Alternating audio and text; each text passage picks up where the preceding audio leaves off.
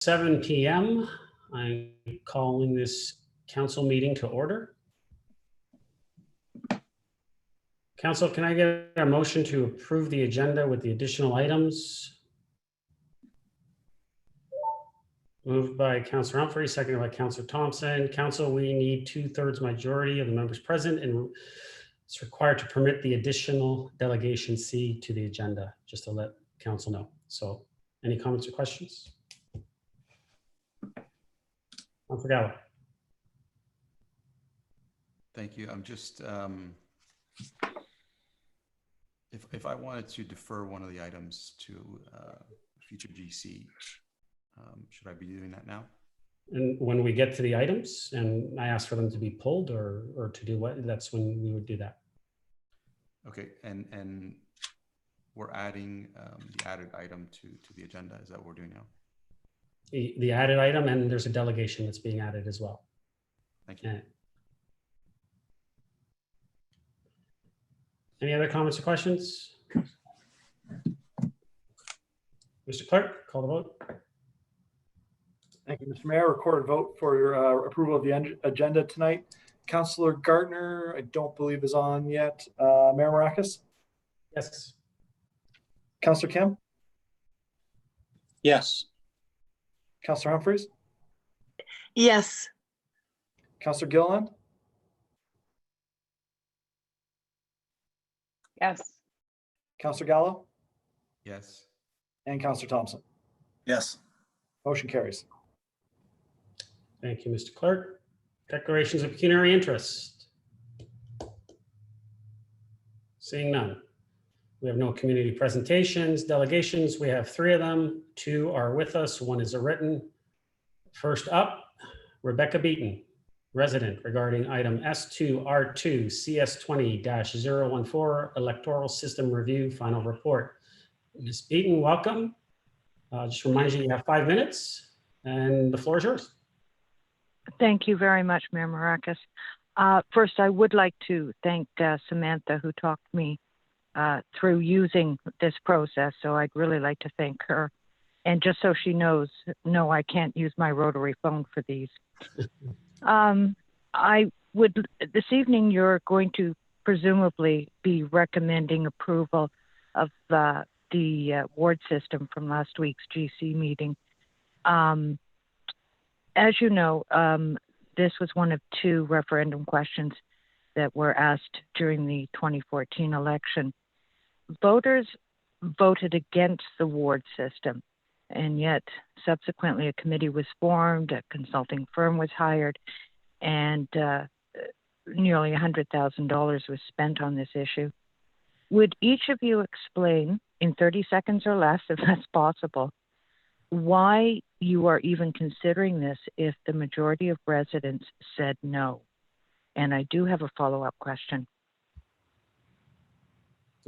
Ms. Beaton, that's usually not the way delegations work. I mean, if council has questions or if they want to make those comments after you finish, by all means, I'll allow council to do that at that point. I believe, though, that I can ask the question. You can ask the question if council wishes to answer when we get to the end, by all means, absolutely. Okay, we can do it that way. My follow-up question is, rather than implementing the ward system in 2022, would you consider, again, asking residents if they want a ward system in a referendum during that election? Okay. Is there any, did you want to continue, and then I'll ask council for comments or questions? No, those are my 2 questions at this time. Okay, council, can I get a motion to receive the delegation? Moved by Councillor Thompson, seconded by Councillor Humphreys. Any comments or questions, council? The delegate? Councillor Gallo. I'm happy to answer the question. I don't think we should be moving towards a ward system prior to having a referendum. I actually think we should be having a midterm referendum and not waiting for the election, we could make that decision during the election, but prior to that, have a referendum. So I won't be supporting moving forward at this time. Thank you, Councillor. Councillor Humphries? Thank you, Mr. Mayor, and thank you for joining us, Ms. Beacon. Really appreciate your comments this evening. And it's been for me, it's been something I've been weighing on for quite some time. You know, last term I supported the ward system, and I continue to do that. Last week I made some comments as to why I supported that. And I know that it went to referendum, and I know that the public majority said they did not want it, but they did want a reduction of counselors. So we provided the reduction of counselors, that we didn't do any further work on, you know, the responsibility of counselors. For me, Rebecca, for me, it's putting accountability and responsibility to a counselor. Right now at large, yes, the public gets to call anyone they like to. But when you have a responsible counselor and they're supposed to get back to you, this will look after your area and understand your local concerns, because things that go on in your neck of the woods may not necessarily go on up the east end of Aurora. The demographics are changed, the areas have changes, and I do believe the expertise in each of these areas, and I supported the 6 wards, by the way, really provide a lot more accountability and responsibility to each counselor. And if the resident isn't pleased with that, they can still come to council. They can address everyone. They can go to the mayor, and they can go to other counselors and discuss their displeasure with that counselor's feedback and support of your concerns. So for me, it's a valid pathway for us. And I also, you know, from a counselor looking, you know, I'm a resident and a counselor, of course, and seeing what happens internally when we get an email and 7 of us are approaching staff at the same time, getting back to 7 of us getting back to one resident, each resident trying to figure out who's going to run with this issue. And, you know, the biggest thing for me and what makes this really important is Aurora residents care and they get involved. There's no issues that rarely any issues that residents don't get engaged and get involved. And when you have lots of residents getting engaged and getting involved, you know, that means you need to know what's happening in these areas and respond. And you have one person to respond back and lead the item. And I know fellow councilors would support it if it makes sense. We all love Aurora. We all care for Aurora. It doesn't matter if one of those councilors has the one area. They still have to care for all of Aurora. And I think that is really important to me. So that's my perspective. I know how you feel, but I wanted to share that with you up front. Thank you. Councillor Gilliland? Thank you, through you, Mr. Mayor. Rebecca, thank you so much for coming and speaking to council tonight and asking your questions and your concerns. I'm happy to share all my concerns about this issue with the wards versus no wards. And when the item does come up, I do have much to say about it. For me, it's more about the engagement. So at that time, I'll definitely be sharing most of my opinion. And from there, I just thank you again for sharing your thoughts, because I think it's important. Thank you, Councillor. Any other comments or questions? Councillor Gardner? You're on mute, Councillor Gardner.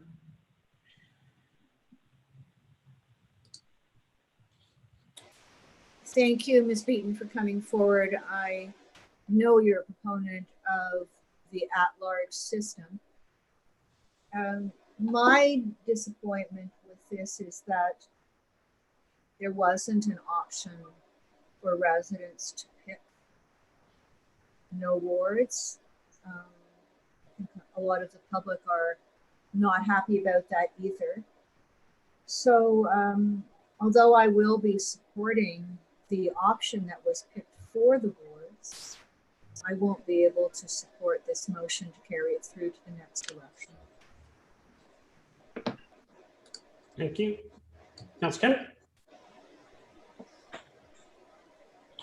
Thank you, Mr. Mayor.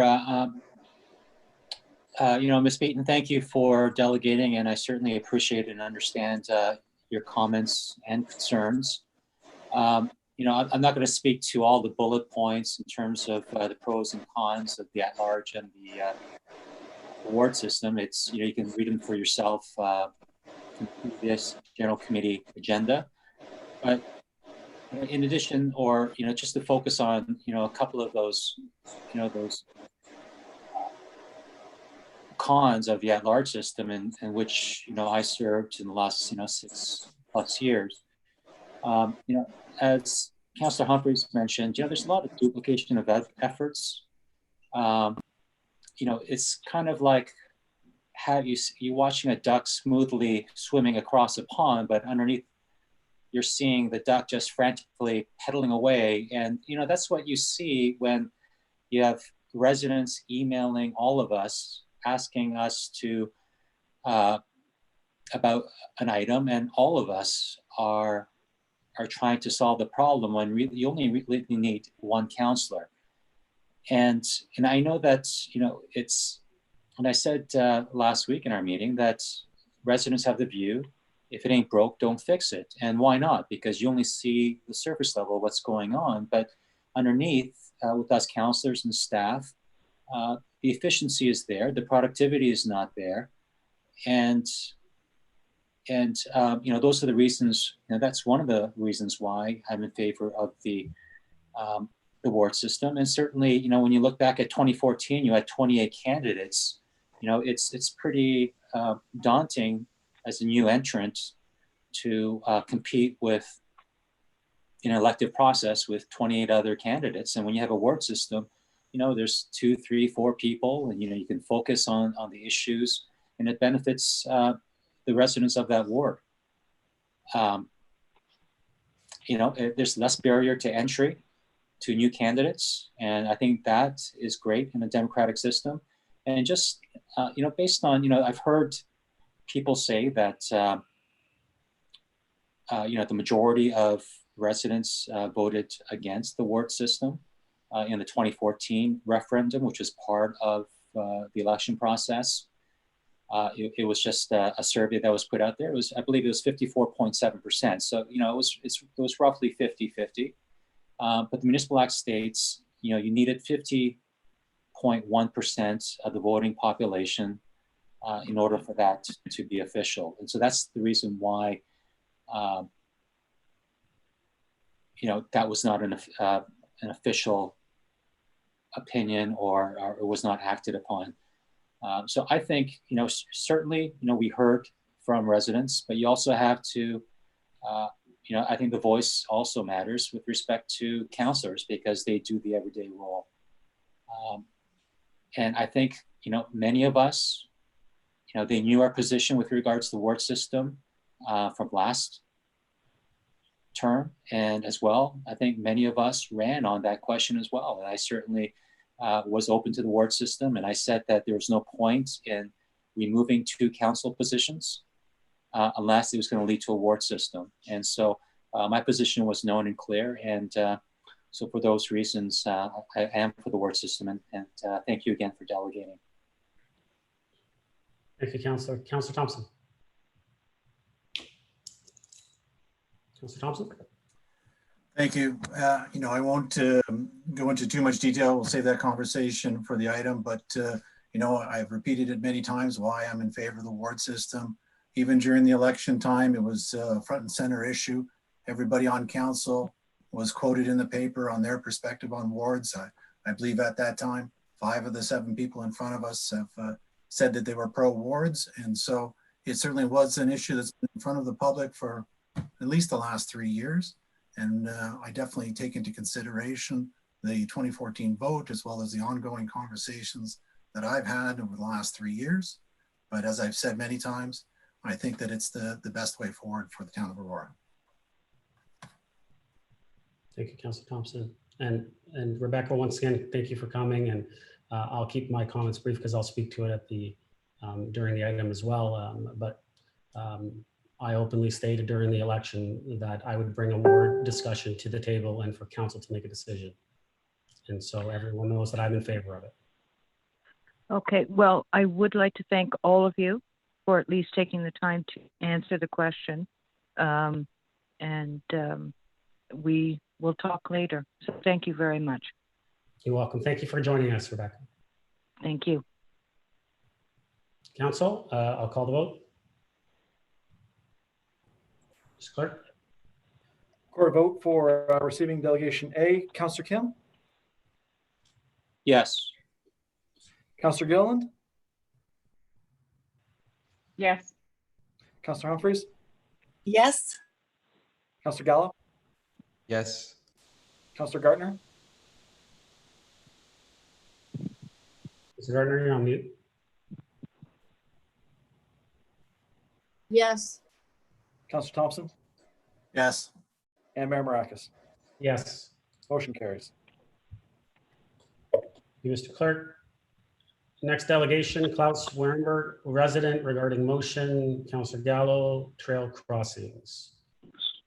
Klaus, Hello. welcome. Am How I are you? on? Can you hear me? Am I on? Yeah, I heard something, yeah, that I'm on, eh? Yes, you're on. You have 5 minutes, Klaus. Okay, thank you. Go ahead. You have the floor. Go ahead. Okay, good evening, Mr. Mayor and councilors. My name is Klaus Wernberg. I'm a resident of Aurora. Tonight, you have Councillor Gallo's motion for council to ask Metrolinx to establish the GO Rail corridor crossings for walkers and cyclists as part of the GO Rail expansion project. That motion sets out a host of reasons why such crossings are in tune with the town's official planning policies for active transportation. We may want to add reasons from Metrolinx's own green paper of 2007 titled Towards Sustainable Transportation.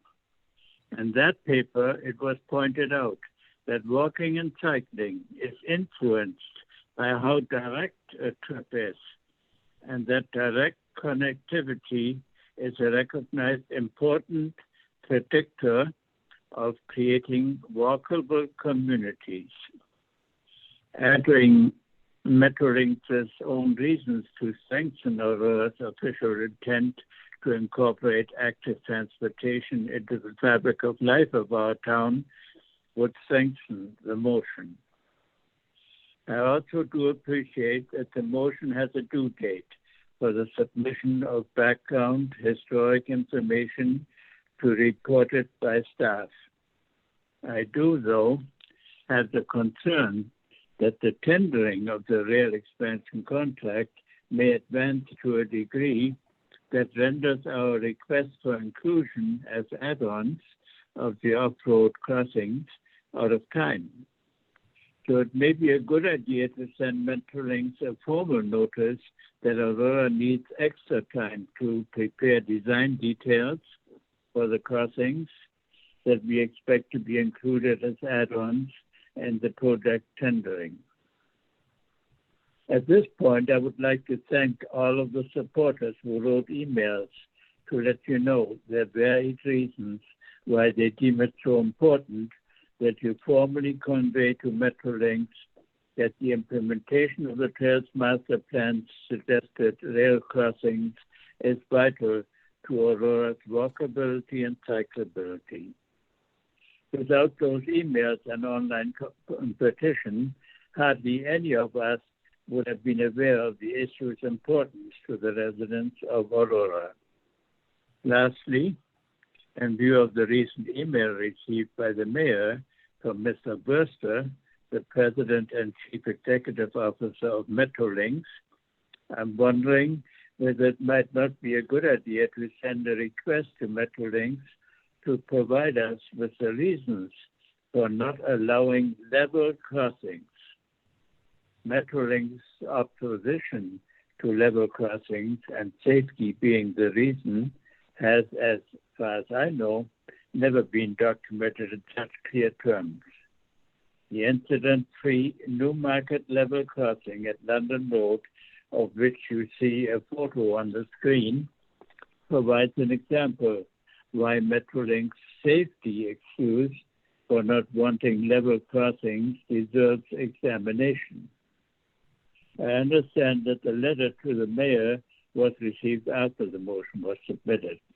However, your attention to the level crossing issue deserves special attention because a number of the crossings set out in your Trails Master Plan are best implemented and most cost-effectively utilize such type of crossing, the level crossing. These are my comments. I hope you will positively consider the strong support shown by the public, the motion, and my comments. Thank you for your attention. Thank you, Klaus. Council, first, can I get a motion to receive the delegation and refer it to Councilor Gallo's motion? Someone like to move that? Moved by Councilor Humphries, seconded by Councilor Gardner. Comments or questions for the delegation?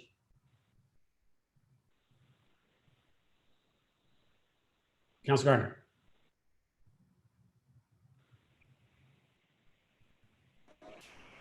So Klaus, I would like to thank you once again for coming to council and being such an important supporter of our trail system. I believe we've all heard what you've had to say. We thank you for saying it, and I hope you listen to the discussion of the motion. Mr. Mayor, there's quite a lot of people watching this particular discussion, so just keep that in mind with respect to where we have it in the agenda. Okay. Any other comments or questions? Councilor Humphries. Hi, through you, Mr. Mayor. Thank you very much, Mr. Ehrenberg, for joining us this evening, and your passion as always. We heard you loud and clear, and we did receive several emails from residents in support of Councilor Gallo's motion this evening. And in fact, we were getting those letters before the motion came through, and I was wondering what had happened. And then I had heard that you did some great communication with the residents. I know that I believe we later on in the meeting tonight we'll have an update on the Cousins Drive crossing, but I do appreciate the overall motion. And thank you again for your passion. We appreciate it. Thank you, Councilor Humphries. Any other comments or questions to the delegate? Councilor Gallo. No question, just like my colleagues, just to thank Klaus for all of his work. It certainly wouldn't have been, this motion wouldn't have been here if it wasn't for him and, as we all know, his persistence. So thank you, Klaus, and we'll do our best to make this happen. Any other comments or questions? Seeing none. Klaus, thank you very much for coming. We really appreciate it. I hope you tune in and watch once we deal with the motion. So thank you again. Yeah, thank you for the opportunity. Thank you. Mr. Clerk, I'll call the vote. Thank you, Mr. Mayor. Record a vote for receiving and referring delegation B. Councilor Gilland, how do you vote? Yes. Mayor Maracus? Yes. Councilor Thompson? Yes. Councilor Humphries? Yes. Councilor Kim, he may have just signed off with some technical difficulties.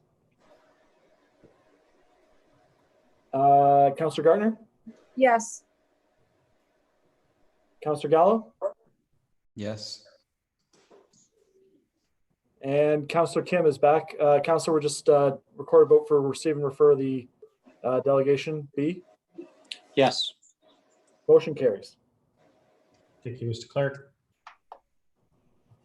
Council, our next delegation is Suzanne Little, resident. It's a written delegation regarding item R1 PDS 20-049, capital project number 34626, sidewalk construction on Kitimat Crescent, proposed budget increase. Mr. Clerk. Thank you, Mr. Mayor. I will read out the delegation. Dear Council, each September I look forward to seeing all my little friends after summer break. I also look forward to making new friends. Each year, I find at least half the children who are driven to school that park on Kitimat are in kindergarten. Some are as young as 3 when they start. Parents and caregivers drive the children for all different reasons. Many of them are working parents, primary parents, parents who have children in multiple schools, new moms with little ones, and grandparents. They're all good people. They're just trying to go about their day and get their kids to and from school safely. They deserve a safe route to school. They deserve to be off the road. Families parking along Kitimat is not exclusive to just the morning and afternoon rush. Parents pick up and drop off at all different times throughout the day due to appointments or whatever. Some children go home each day for lunch. There are parent-teacher interviews, award assemblies, art nights, holiday celebrations, welcome to kindergarten, graduation, and sports teams coming from other schools who park on Kitimat. There are many little feet traveling along Kitimat throughout the day, not just during the rush. March 22nd, 2016, Eden Cantkier, I got that right, parent representative from Aurora Heights Public School addressed council. In her statement, she talked about children pedestrian injuries are substantially more dramatic, including things like brain and spinal injuries because of where the impact hits the children. Their size and the speed of the car creates a significant impact of the injuries that are sustained, she said. Eden's statement hit home for me. I love my job and I love these kids. It would haunt me forever if a child was ever hurt on my watch. I can't even imagine what I would do to the motorist. Children are impulsive, easily distracted, unpredictable, and completely unaware of the dangers that are around them. It only takes a second to change a life forever. Restricting parking along the side of Kitimat or making Kitimat a one-way street is not going to eliminate all the dangers of having children walking on the road with cars traveling past them. The police may be able to help control and enforce the laws of the road. Bylaw may be able to help control where people park. Parents can try and control their impulsive children, but no one can control Mother Nature. Accidents happen.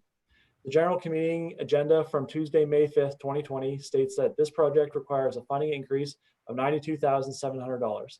As noted above, 60% of the proposed increase is attributable to the addition of provisional items relating to possible requirement for additional curb replacement, catch basins, and water valves works. It is unlikely that all the additional works will be needed. However, they are included in the request for tender. $55,308.75 is optional extra work. If you subtract the $92,700, it equals $37,391.25. Basically the price of a new car. Children's safety and peace of mind are worth a lot more. They are priceless. The year 2032 is a long way away. Many children will make their way to and from school over the next 12 years. Please do the right thing for the children of today. Please give them a safe passageway. Please approve the budget increase for Kitimat Crescent Sidewalk. Their safety must be paramount. Thank you for your time and consideration. Stay safe and healthy. Suzanne Little. Thank you, Mr. Clerk. Council, can I get a motion to receive and refer to item R1? Moved by Councillor Thompson, seconded by Councillor Gilliland. Any comments? Obviously no questions. Any comments? Councillor Gardner, to the delegation. Thank you, Mr. Mayor. I again would like to thank Ms. Little for coming forward. She's come forward before, written us emails, and for her care and concern of the children. Thank you. Mr. Clerk, call the vote. Thank you, Mr. Mayor. Record a vote for the third delegation, receive and refer. Councillor Gallo? Yes. Councillor Kim? Yes. Councillor Thompson? Yes. Councillor Humphries? Yes. Mayor Marakis? Yes. Councillor Gilliland? Yes. And Councillor Gardner. You're on mute, Councillor. Yes. Yes. Thank you. The motion carries. Thank you, Mr. Clerk. Council, we'll move to consent agenda. We have 3 items on that. Anyone have any questions or anyone like to pull any one of those consent agenda items? Otherwise, I'd ask for a motion to approve C1 to C3. Someone like to move that? Councillor Gardner, seconded by Councillor Kim. Mr. Clerk, call the vote. Thank you, Mr. Mayor. Record vote for the items on the consent agenda tonight. Councillor Humphries, Yes. Councillor Kim, Yes. Councillor Thompson, Yes. Councillor Gallo, Yes. Councillor Gilliland, Yes. Mayor Maracus, Yes. and Councillor Gardner. Yes. Motion carries. Thank you, Mr. Clerk. Council, move along to standing committee reports. Any comments, questions, anything to be pulled? Councillor Thompson. I'd like to pull S2R2. S2, R2. Would you like R1? Because they were together. R1, R2? Sure. Okay. Anything else? Nope. Councillor Gardner. S2, R9. S2, R9. Okay. Anything else, Councillor Gardner? No, thank you. Thank you. Council, anything else? Councillor Gallo, you want to defer something? First, I'd like S2R4, please. S2, R4. Okay.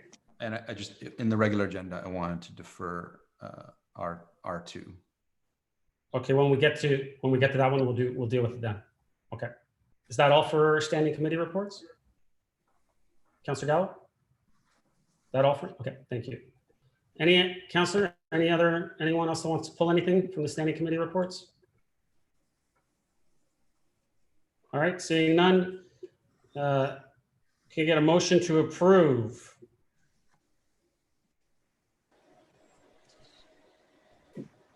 S1 to S3 be received and the recommendations carried by the committee approved with the exceptions of the items pulled for separate discussion and voting, which include S2, R1, R2, S2, R4, and S2, R9 are the exclusions. Someone like to move that? Councillor Humphries, second. Councillor Thompson. Mr. Clerk, call the vote. Thank you, Mr. Mayor. Record a vote for the standing committee reports with the exception of the items that the mayor read out. Mayor Maracus, how do you vote? Yes. Councillor Humphries, Yes. Councillor Gardner, Yes. Councillor Gilliland, Yes. Councillor Gallo, Yes. Councillor Kim, Yes. and Councillor Thompson. Yes. Motion carries. Thank you, Mr. Clerk. All right. Start with S2, R1, and R2. Councillor Thompson, you pulled that one. I'll put the recommendation from GC on the table. Someone like to second that? Councillor Humphries. Comments or questions? I'll continue speaking to it. Sorry, Councillor Thompson, you did move it, so go ahead. The floor is yours. Thank you. You know, as I indicated last week, this is something that we've been talking about since 2017. We did try and move forward with exploring wards last term, but ran out of time because a bylaw needs to be passed a year in advance of the election. We had indicated at that time that we would pursue it in the new term. It was part of the election discussions. Stated their positions on wards during the election, so there's no surprise that the conversation continued to look at wards. As I've said before, when I first joined council in 2010, I thought the large system was the better system. Over my time on council and talking with many councillors from other wards throughout Ontario, I've come to learn the pros and cons of the system, and I recognize that no one system is better than the other. However, they both have advantages that when you put them in context with your community, you can see where the benefits are. And I truly believe that at this point, with our size and population, with the various demographics within Aurora, that the better system of representation going forward is a award system. And that's why I'm in favor of moving forward and making this change at this time. Thank you. Thank you. Councillor Gardner.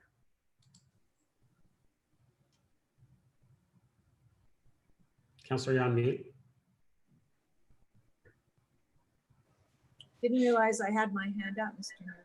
Oh, I thought you put it up first, but then Councillor Thompson said he was right. He moved it, so he had the floor first. Thank you. So, as I said to Ms. Beaton, a lot of residents are disappointed that there wasn't an option for no wards to stay the way we are. And in light of that, I have no choice but to vote against the ward system. Now, I'm wondering if in number 2 of the motion, if we could separate a motion, because I would like to accept the option that was recommended by the consultant. We can separate the vote when the time comes, Councillor. Absolutely. But in that clause 2, to accept the option presented, but not forward it to the next election. Well, I don't know how we can separate. Mr. Clerk, can we separate a clause? I don't think so, Mr. Mayor. I think they tend to go hand in hand, the two together. Councillor, yeah, I don't think we could separate. Okay, so everybody knows my view. I support the option. I don't support taking it ahead to the next election. Thank you. Thank you. Councillor Kim, did you have your hand up? No? Okay, Councillor Humphreys.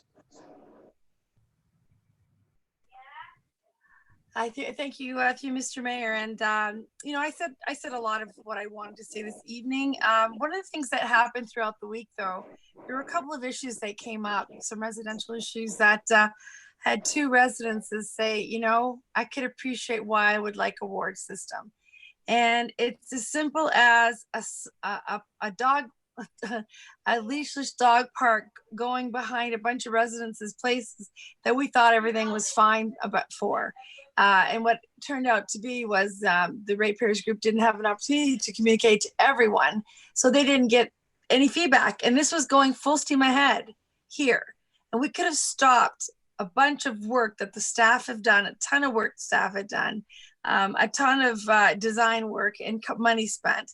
And luckily they didn't go to the last phase. And the only reason they went to the last phase is a few of those didn't go there, is a few of those residences contacted us when they got word that it might happen. And all of them said, you know, if we had a ward counselor that would know what particularly these smaller issues are going on in their neighborhoods, that counselor would know. And I thought, absolutely, a good example. And I'm not suggesting, you know, little examples, you know, little examples count. You know, everything that happens within a residential neighborhood counts. And I believe if you're the counselor for that area, you're going to know all the small items to the larger items that go on. And Aurora at large, the bigger items, the facilities, everything that goes on, we're all accountable to that. And we're all accountable to every area. When we're at the table, we'll be discussing these things. It's not just your area, but you're the person who's going to know the most that's going on, the best that's going on. You become the subject matter expert of your area, and you can help your counselors understand that as peers and teamwork, because that's what happens when you have a more focused view of that area. Aurora has changed in a lot of ways. Some ways it hasn't at all. You know, particularly love all different areas of Aurora, but it has changed. And the needs, you know, from the east end of town to the west, to the north, to the south, are some areas very particular and very unique. And to have that expertise and focus, I believe it'd be a huge benefit to our residents. I think the only way we're going to tell if it's once it's in effect. Again, I've been on council since 2000. So, I mean, 2010, sorry. It's been on 10 years, aging myself. But you know, that's 10 years on council, good experience to see what happens from both perspectives of at large.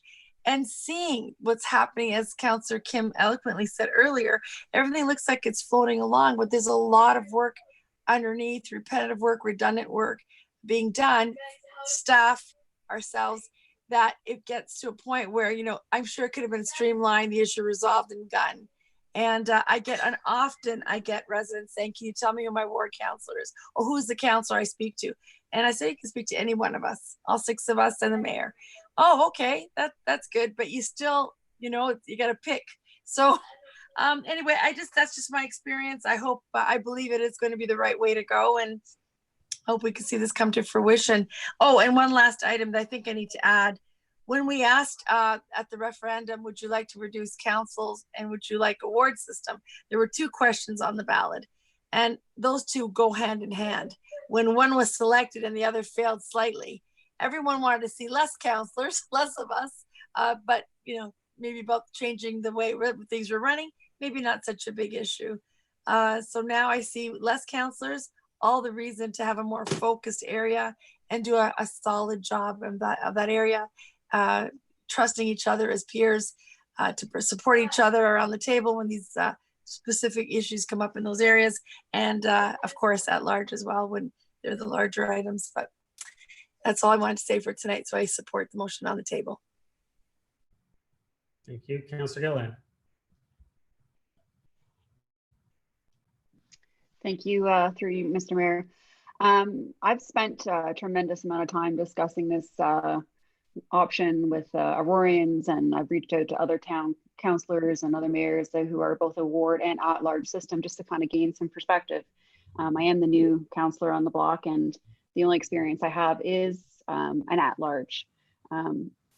So this was a really great exercise. There's definitely some pros and cons to wards and at-large. And prior to becoming a councillor, I thought it must make sense to have wards. And yeah, let's explore this at our population level. As Councillor Humphrey says, we all know whom to contact, if someone would be responsible for that area, and there'd be a lot more accountability. But what I also learned through this process and reaching out, there's also some things that are cons. Been pointed out, it could be just divisive, or it could cause negotiations on what issues are important to your ward or somebody else's. It could actually bog things down and cause reconsiderations and actually slow the process. I think there's pros and cons to both. Don't get me wrong, I think that wards do work successfully in other municipalities, and it could definitely work here in Aurora. Aurora has grown a lot in the last 6 years, and I mean, hence that's why I kind of voted, yeah, let's do a review and see what it looks like. What do these boundaries look like? And this is kind of the first time we've been able to kind of see what those options are. And the real question is it the right thing for Aurora to do, and do the residents agree? And this report that's been presented is a really great education piece on ward systems and what they would look like. And it outlines the pros and cons and all the different models for us to kind of consider at this point. However, this is the first time residents and councillors have had the opportunity to examine the options since the town voted no on the 2014 ballot and give their feedback on this review. However, I mean, the step is that this was not an exercise intended to question residents whether or not to adopt a ward. It was not in their purview. And this is a very big decision. And I fundamentally believe that this decision should be something that residents should have an opportunity to voice upon, now that we have this education piece that residents can actually learn from. I will respect this council's decisions wherever the chips may fall. I personally would rather receive this for information, and that the electoral system review be referred back to staff and determine to help us determine the kind of community support for either the 6 ward option or no ward. We have a fantastic Engage Aurora platform that was just released. It could be a community piece that's it's put out there for a month to help us kind of engage with the residents, to kind of give them an opportunity to at least voice their opinion on that. And I know certainly at the time when we were exploring the ward boundary review, there were some comments that I received, at least as a councillor, from residents saying, now this is just a review about what wards would look like. This is not deciding we're doing wards, right? This is just giving us something to kind of, you know, educate ourselves on and see what it would look like. And I do think it was a great education piece. However, I do feel like there's that missing link. I'm not saying I don't think wards are good or not good for Aurora. I just feel like I would really want to have that little extra engagement just to kind of feel it where the residents are sitting at now that we have this report in front of us. Thank you. Any other comments or questions? Councillor Gardner, second time. Thank you, Mr. Mayor. And as was brought to my attention by a resident, reminded me, we've recently passed a community engagement policy. And in that policy, anything that is going to affect the town as a whole is supposed to come to a referendum. And as I said in the past, referendums are tricky. You know, to get a decision that the majority of people want has seemed to be elusive. But as we have that policy in place, I think we should be following it. Thank you. Thank you. Councillor Kim, first time. Thank you, Mr. Mayor.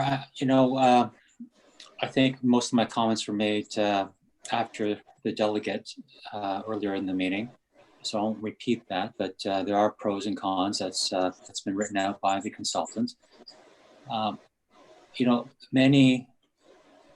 Many would consider that council are essentially the board of directors of an organization or company. And the board of directors make the decisions for the organization. And in our case, we are elected in. In most organizations or a corporation, and we are a corporation as well, corporations don't consult on every operational decision. When it comes to operational decisions, when it comes to product delivery or what type of service or product to sell or market, it doesn't go to shareholders for a vote on every decision that happens. But that said, shareholders are consulted and feedback is given. I would say that in the previous term and this term, we have received feedback. I think, Councillor Humphreys raised a great point in terms of the referendum. How a question is posed is critical. The two questions that were posed was, are you in favor of decreasing councillors? And I think at the time, everyone said, yeah, it would save, it's an automatic savings of 20,000, 30,000 at the time per councillor. They don't think about the more work that goes into having fewer councillors. And tied in with that was, do you want a ward system? And most people I spoke with, most residents I spoke with after that election, they tied those two questions together and said, fewer councillors was the best option. And so I think so I'm not sure whether that question, that referendum was posed fairly, but whatever the case, it wasn't really an overwhelming choice one way or the other. And, and again, I'll repeat that, many of us, or 5 of the 7, was running on the fact that we are we are a proponent of the ward system for, the reasons we've given. And we're just committing to that. Most politicians, or most people say that politicians don't do what they say. And most of us said we were for the ward system and we're going to continue and stay consistent. Most of the residents that I've spoken to who've stopped me on the streets, socially distanced, of course, they were in favor when you talk to them and rationalize, the reasons why we are for what we are. Thank you. Thank you, Councillor Kim. Any other comments or questions? Councillor Gallo. Thank you. I'm not sure. I mean, this is, I guess, an exercise of just expressing an opinion. It was clear from last week that 4 of you are in favor in this and will carry a vote. I'm not sure if there's any irony there that the reduction of council has allowed that to happen. But for me, it's not a question of whether I want a ward system or not. I've actually hopped both ways at various times, but I can tell you in my, whatever this is, 7 or 8 years experience on council, I've never ever once and I don't think I'm exaggerating, thousands of correspondence with residents have ever heard a complaint saying, you know what, John, I send emails to everyone, and it really bothers me that I get responses from everyone, and never once have I had that complaint. Perhaps internally, and I don't disagree, that may not be the most efficient, and I agree with my colleagues that having all of us respond may not be the most efficient way of doing business, but I do see some value to that.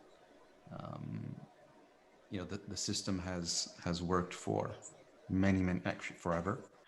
I don't know if Aurora ever had ward systems, perhaps way back. But to me, it's one of those issues that affects the entire community. We went once out to the public and asked them their opinion, and sure, it was an overwhelming no, but the majority that did vote, albeit a very small percentage of the public, didn't want it. It wasn't part of the recent report. We never asked the residents in that report. Perhaps that was a misstep. That maybe we should have also asked them what they thought, considering we're going to do some thorough research on how the ward system would look, but we didn't. And to me, that's the missing piece. And I, as you all know, have been always a huge proponent of gauging the community. And I don't disagree with Councillor Kim in terms of us making decisions on their behalf. That's why we're here. But certainly on very big issues that affects everyone, I think it's incumbent upon us to reach out to the residents, and I'm in favor of doing that prior to making this decision. We may end up at the same place, and I would be in favor of sending this back to staff and asking them, how do we implement a referendum, a midterm referendum, to gauge the community in order to make the decision prior to the next election. I have no problems with that. And again, we may end up at the same place, but at least we've done that. So I won't be supporting this. It appears it's going to go forward anyway. And I guess we'll have to deal with that. And yeah, I think it's an error in making this kind of decision without properly engaging the public. Thank you, Councillor Kim. Second time. Thank you, Mr. Mayor. And I just want to remind everyone and residents that just because you have a ward system doesn't mean that your ward councillor will not vote on all the decisions. An item that comes forward on Ward 1, 2, 3, 4, 5, 6, it's going to be voted on by every ward councillor. So it's not like you're not going to have a say in what happens throughout Aurora. It just means you're the dedicated person representative of that ward. So everyone will have a say. For those people who are interested in knowing what happens on the railway tracks, the southeast corner or the southwest corner, what happens in the cattle crossing, what happens in Shining Hill development in the north, everyone has the opportunity to weigh in. So this is just about responding and being the representative. And there's nothing to say, because all these issues are intertwined, because we're all one Aurora. There's nothing to say that a resident from Ward 1 cannot email or call the resident from Ward 4 or 3. It just means, hey, you have a dedicated person, but you have an opportunity to call any counselor you want. So nothing really changes other than you're the dedicated representative. So nothing really changes, and I don't really understand the fuss about ward and at large. Frankly, the more I talk about it, it's like, you know, when you work out issues and you talk out loud, and the more I talk out loud and more I hear everybody and residents' comments, you realize that nothing really changes other than you really have a dedicated person. You know, when you call Bell Canada and you have an issue, you know, like when you call you and you want to follow up, you always get another person, and that's all it is. So you know, those are my comments, and I would not be in favor of the deferral. And thank you. Thank you, Councillor. Any other comments or questions?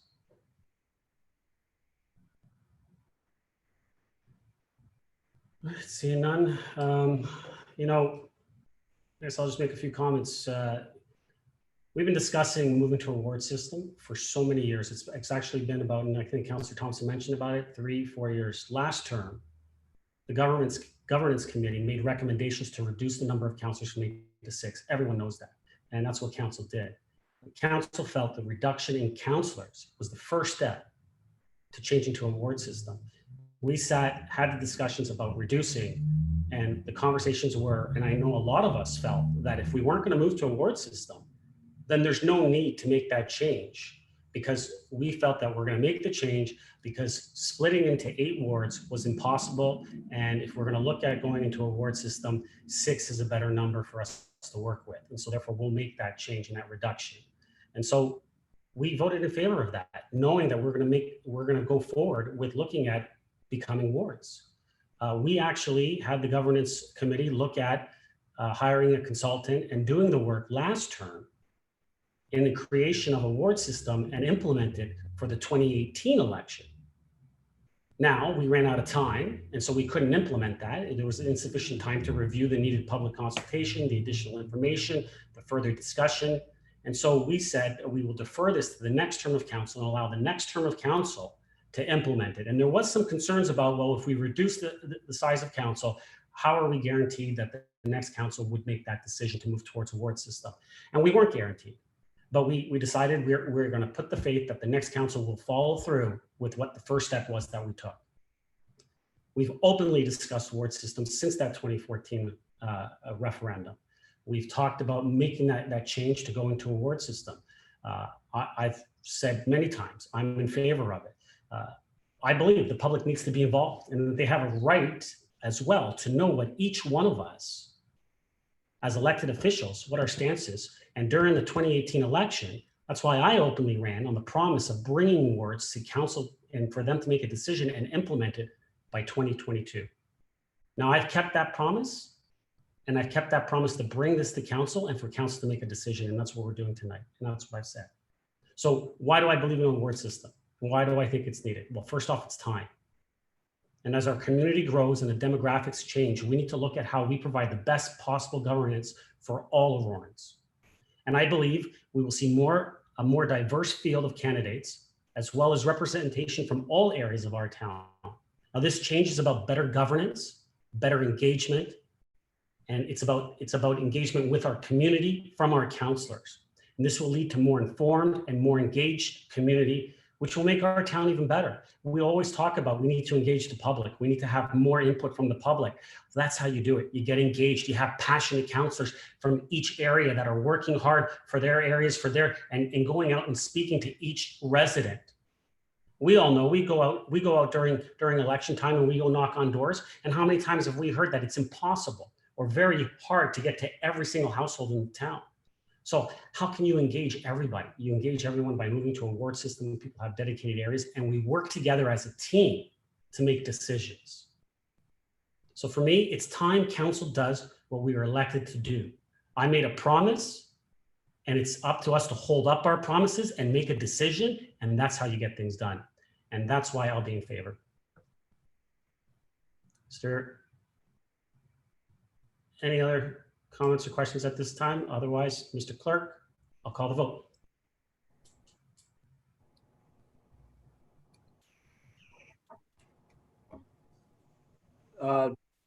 Mr. Mayor, I see Councilor Gallo. Councilor Gallo, I'll allow it, but I'm just going to remind council, if I call the vote under a procedural bylaw, there's no more comments, but I will allow it this time. Yeah, I had my hand up before you called the question, Mr. Mayor.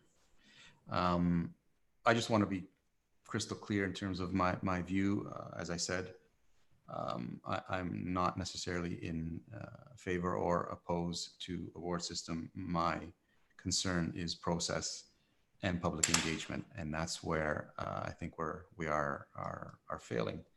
I don't feel, I don't know the rest of you how you feel, but I do not feel, I have a sense from the community that they are in favor of moving this entire community towards an award system, and that's where I believe we are failing. Thank you, Councilor Gallo. I'll just say that I would disagree. 5 of us were elected on the basis that we said that we would look at wards and look at implementing wards. That's the majority. The people did speak by electing us. I feel comfortable. I've gauged the community. I'm very comfortable in knowing that I'm holding up my promise to the community. So, Mr. Clerk, call the vote. Thank you, Mr. Mayor. Record a vote for S2R1R2 on tonight's agenda. Councilor Gardner? Councilor Gardner, you're on mute. No. Councilor Kim? Yes. Councilor Humphreys? Yes. Mayor Maracus? Yes. Councilor Gilliland? Echoing Councilor Gallo comments. Tried to put my hand up earlier, but no. Councilor Thompson? Yes. Councilor Gallo? No. Motion carries. Thank you, Mr. Clerk. Next, we have S2R4. Councilor Gallo, you pulled this one. I won't be able to move the recommendations, Mr. Mayor. Okay. Would someone like to move the recommendation from General Committee? This is the Hallmark lands request for information and user group survey results. Councilor Gilliland, second. Councilor Humphreys. Let me just read that, and Councilor Gallo, I'll pass it back to you. That report number CMS 20-014 be received. 2, that the Director of Operational Services be authorized to commence the tendering process for 100 Van Dorp Side Road and proceed with capital project number 73287 as previously presented. And 3, that the staff report back to council with an updated budget request prior to awarding the contract if required. Councilor Gallo, floor is yours. Thank you. I'll be quick and hopefully consistent. Just to let everyone know, in case you're unaware, land value, we paid $7 million. We're paying at least $3 million, may come back. If it doesn't come back, I'd be shocked. So we're at $10 million for 2 baseball diamonds, no taxes in perpetuity on employment lands, highly valued employment lands. I wholeheartedly, once again, believe this is a mistake. We should not be building recreational facilities on employment lands. And to spend $5 million per baseball diamond, it just blows my mind how we are moving forward with this. I can't stress how much I'm against this. We had a report from staff that had some other recommendations. I tried my best to influence, to try to do what I think would have been a better solution and have the best use of that land if we were going to have it as recreational facilities. But clearly the will of council isn't there, and the majority of you support spending $5 million per baseball diamond on employment lands, losing taxes in perpetuity. So I will not be supporting this. Thank you. Councilor Gilliland. Thank you, Mr. Mayor. To Ms. McDougall, did you have a chance to gain some feedback from the stakeholders about the clarification of the usage of the actual fields? Ms. McDougall? Thank you, Mr. Mayor. Yes, our team has spoken with the user groups in relation to the use of the fields and for clarity, their awareness of what the intent was of the survey and what the ultimate request for information was seeking. That it wasn't looking for a multi-use training facility, and that potentially would give up one of their gaming natural turf fields. They were aware of that information. From there, the respondents came in looking to support back to the original recommendation of 2 natural turf and continuing to be in favor of the 2 diamonds. Councilor? Thank you. That answers all my questions. I'm still in support of the motion that's before us. The intent is to have 2 ball diamonds. We're in a deficit. That's been recommended by staff, and that's the need of the community. And I'll be supporting the motion today. Any other comments or questions on this one? Councilor Gardner?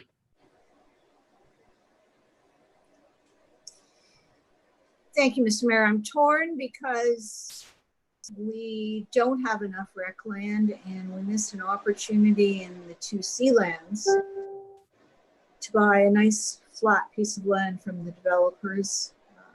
That was denied by council before you. So, you know, we need to provide the diamonds. But on the other hand, we're in a very difficult, or maybe in a very difficult financial situation because of COVID-19.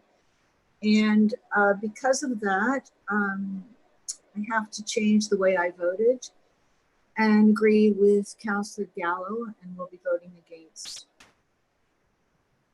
Thank you. Any other comments or questions? Mr. Clerk, call a vote. Thank you, Mr. Mayor.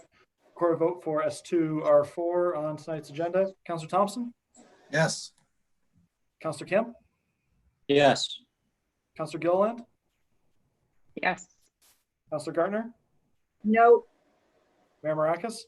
Yes. Councillor Gallo? No. And Councillor Humphreys. Yes. Motion carries. Thank you, Mr. Clerk. Next up, we have S2R9. Councilor Gardner, you pulled that one. Thank you, Mr. Mayor. I won't be able to move it. Okay. Would someone like to move the recommendation coming out of General Committee?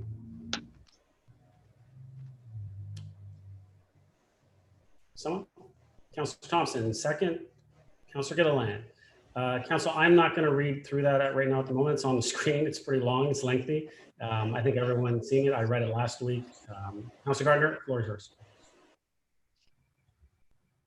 Thank you, Mr. Mayor. This has to do with the Shining Hill development that's on the north side of St. John Side Road, just east of Bathurst. I did my best at the last meeting to persuade you that this was not in the community's best interest. But judging from last week's council meeting, this development will be approved. Although it's compatible with the R3 zone, in order to achieve the density that is required by the developer, the lots are going to be quite small. In the R3 zone, lots can go from 5,000 square feet almost up to 20,000 square feet. So if you look at the Brentwood subdivision, that's primarily where the residents came to us from in the public planning meeting. There's a home for sale at the moment that is 17,000 square feet. And comparison of area, Brentwood has 14 hectares and 90 houses. This subdivision is proposing 90 houses, but on 7.79 hectares. I can understand why the residents are upset.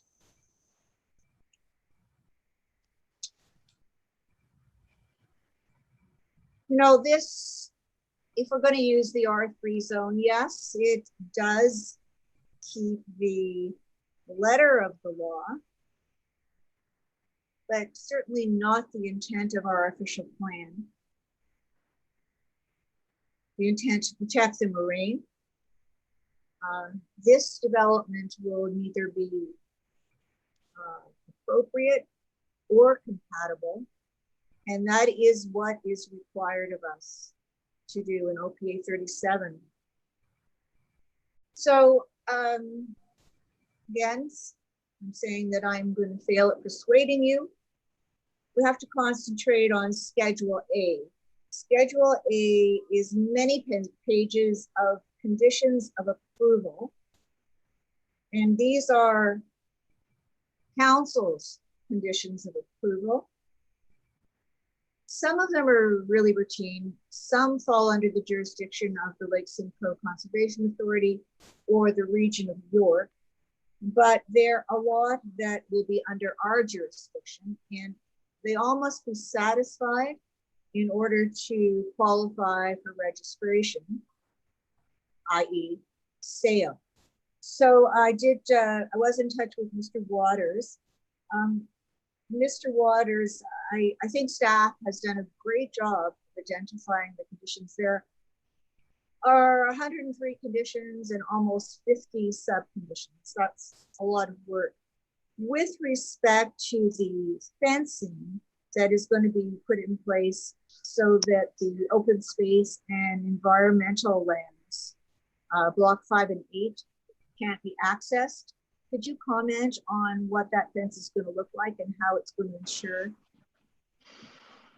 Mr. Waters? Thank you, Mr. Mayor. That is condition number 11 on the draft plan conditions. Yes. Typically, that is a 4-foot chain link fence that is black. You see it all over the GTA and in Aurora as well. That separates the open space, natural heritage from the residential lot. Councilor? Thank you. Thank you. I would say definitely that 4-foot fence does not fulfill the intent of preventing access to these lands. So I'd like to have staff look at that. A 4-foot fence, I mean, even I could get over a 4-foot fence. And I'm serious about this. We're preventing access. We've got to prevent access. With respect to the homeowner's manual, which is number 12, it's a terrific proposal for a manual, but it has history, it has what residents can and can't do. But who has oversight to make sure that the residents don't do what they're not supposed to do? For you, Mr. Mayor, Mr. Waters. Mr. Waters? Through you, Mr. Mayor, this condition requires the homeowner's manual be prepared in order to satisfy the draft plan condition. My understanding is that that manual is prepared in cooperation with the Lake Simcoe Conservation Authority and the Region of Peel. It's basically how to treat the natural heritage in a sensitive and respectful way, and it points out the good stewardship that's required as a neighbor to open space.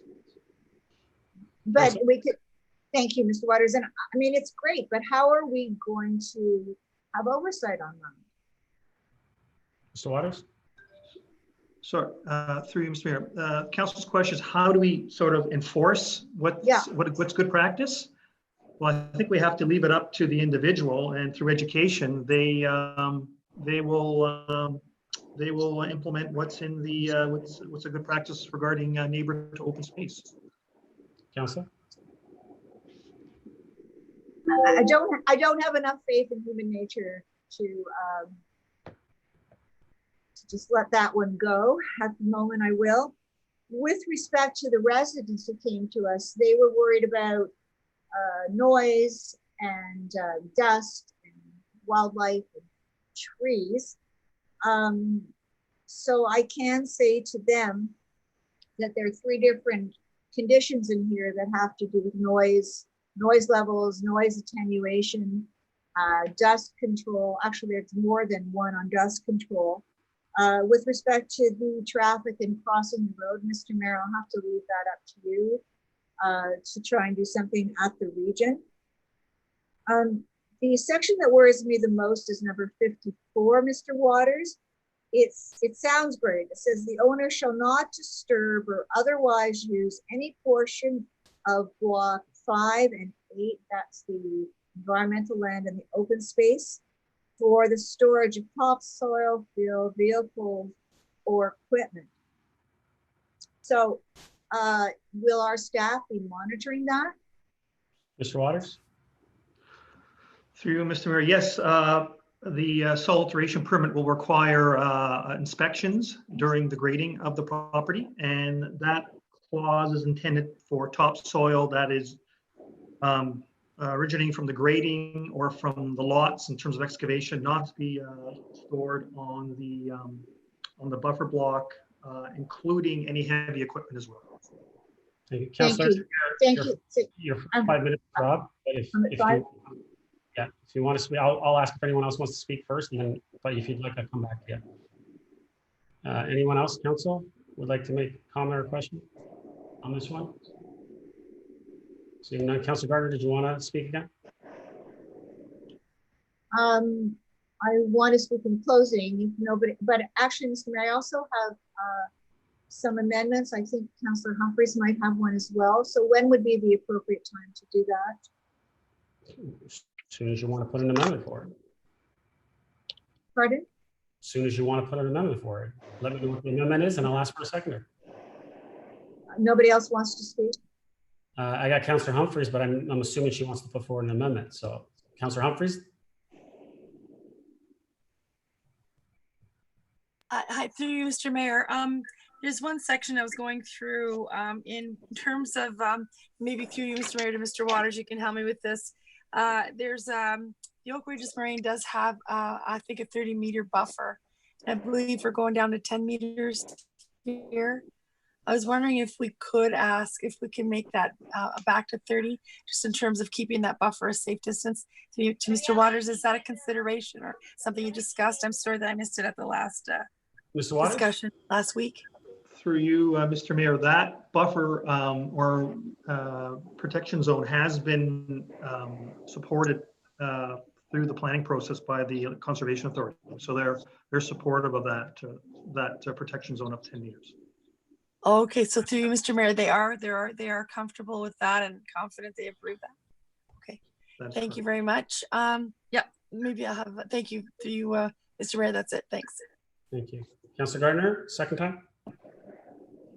No, I'm speaking to the possible amendment. There's nothing on the floor. Okay, then I'd like to make an amendment. Go ahead. The Oak Ridges Marine Conservation Plan is very clear that on the marine area, whenever there's any development, there must be a 30-meter buffer zone. And the reason is because there's such sensitive environmental land here. 10 meters is really nothing when you're doing a subdivision of this size. So I'm going to put the motion on the table, notwithstanding what Lake Simcoe has said, because I think this is our subdivision, and I think we're required to follow the Oak Ridges Marine Conservation Plan on this. So I put the amendment forward, and I hope for a seconder. Someone like to second that? Councillor Humphreys? Any comments or questions on that? Councillor Gallo? Can we please have staff advise whether, what the discrepancy is between Lake Simcoe being okay and apparently it not complying with the Oak Ridges Marine Conservation Act? Mr. Waters? Through you, Mr. Mayor. I think the 30 meters, it depends on if it's a natural feature or not, as defined in the Oak Ridges plan. So again, we work with our partners at Lake Simcoe, and if they wanted a 30-meter buffer, they would ask for it as part of a draft plan condition. But that doesn't mean that through the detailed design work, if additional buffering is required, it will be implemented. Councillor? But does it comply currently does it comply with the Oak Ridges Moraine Conservation. Mr. Waters? Act? Through you, Mr. Mayor. Yes, in my opinion, it would. Councillor? Unless I hear differently, I mean, I don't know what else to say. Thank you. Councillor Thompson, to the amendment. Thank you. Through you to Mr. Waters. Mr. Waters, if this amendment were to pass, what would be the impact to the applicant? Mr. Waters? Through you, Mr. Mayor, it could potentially impact the number of lots they could achieve if there was additional land that was table land that was required for the buffer. So this could, in essence, end this application, and then they may have to either take this to the OMB or redesign the layout and come back to us.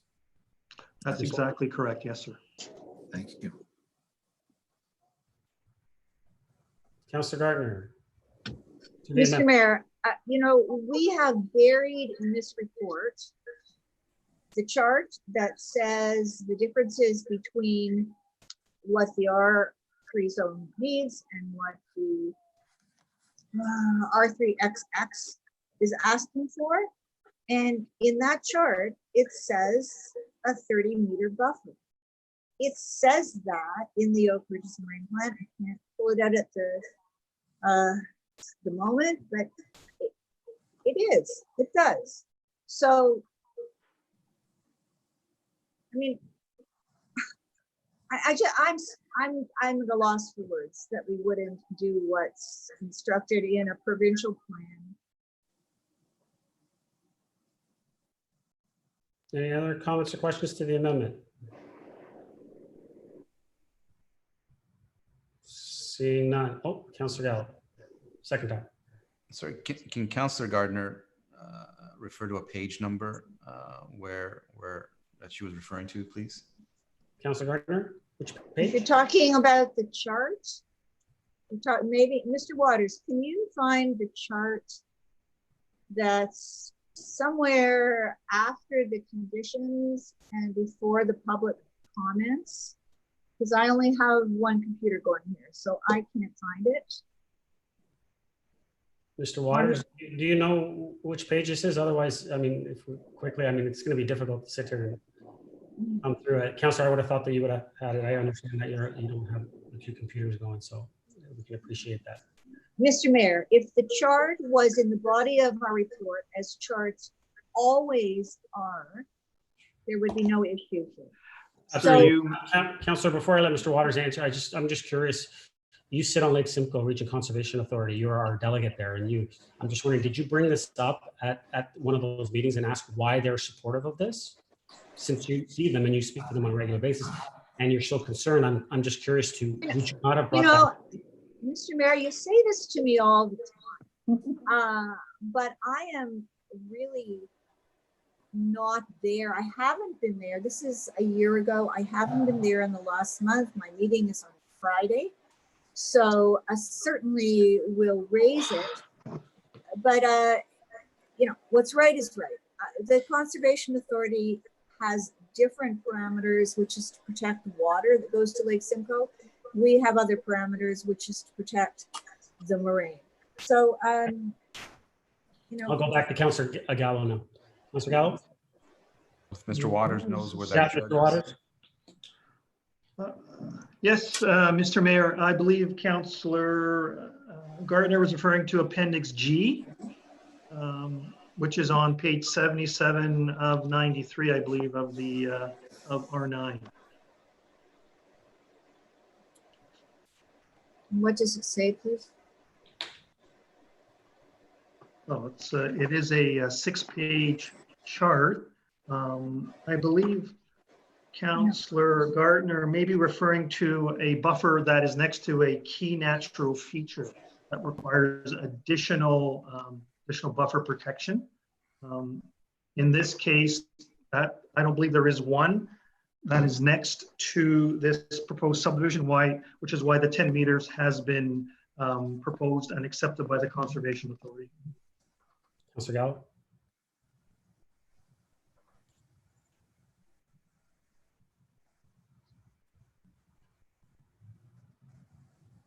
Is there a difference between a key natural feature and a natural heritage system? Mr. Waters? Through you, Mr. Mayor, key natural features are located within the natural heritage system. The natural heritage system is considered to be the overall system, and the features are the features within the system itself that are identified through mapping exercise. Councillor? So there is a natural heritage system around this development, Mr. Waters. Mr. Waters? That's correct, Mr. Mayor. In fact, the initial version of this subdivision had the larger natural heritage system as part of a block, and it was the direction of the region to remove the block from this subdivision. What remains is Block 8, which is the natural heritage system that was retained as part of this subdivision, but it's part of a larger natural heritage system to the north. Councillor? Yeah, I mean, I wish I could support this, and I wish I could point to something that is telling me that that buffer needs to be there and that we're doing something in error, but I just can't see it. And I'm, you know, to trust staff that this is correct, because I have no reason to believe it's not. There is a natural heritage system there, whether inside that there's a natural heritage feature that requires it. Surely someone would have triggered at some point that mandated that 30 meters, but I'm at a loss. Thank you, Councillor Gallo. Councillor Thompson, did you have your hand up for the amendment? No. Councillor Humphries, you have your hand up for the amendment? No. Any other comments or questions to the amendment? Councillor Gardner, you spoke twice. Call the vote on the amendment. Mr. Clerk. Thank you, Mr. Mayor. Record a vote for the amendment for S2R9. Councillor Humphries? Yes. Councillor Gallo?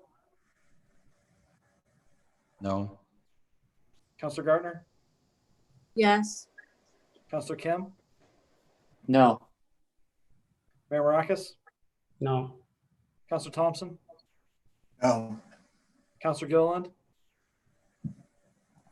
No. Motion's defeated. Back to the main motion. Mr. Councillor Mayor, I Kim. have another amendment. Go ahead. This is, the areas around this are stable neighborhood. In any case, the height probably when these were built was probably 10 meters to mid. The developer is requesting 11. And I don't think, especially because it's so dense, visually, I don't think it's appropriate. So I would like to make an amendment that the maximum height be 10 meters, as would have been when all of these homes were built. Someone like to second that? I'm not seeing a seconder, Councillor. Oh, Councillor Humphries. All right. Comments or questions on the amendment? Call the vote. Oh, Councillor Gallo, go ahead. Councillor Gardner, are you referring to the homes to the west of this development? Councillor Gardner? Homes to the west and homes to the south that are on the, well, they're on R2 and R3, are designated stable neighborhood. And the homes to the south have a 10-meter maximum? Under stable neighborhood, they would have. I'm not talking about the estate residential, because that's one home per lot, or the the SR1, that's 2 homes per lot. But the more dense subdivisions just to the south and to the west are designated stable neighborhood. Councillor Gallo? Yeah, I can see a small portion that is connected to that, maybe 7 homes that may be at that 10 meter. The rest, at least from what I can see, are the estate residential, the ER.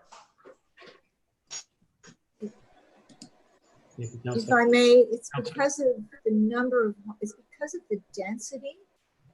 We're gonna have 90 homes with 11-meter height. It's just, it's not gonna look very good.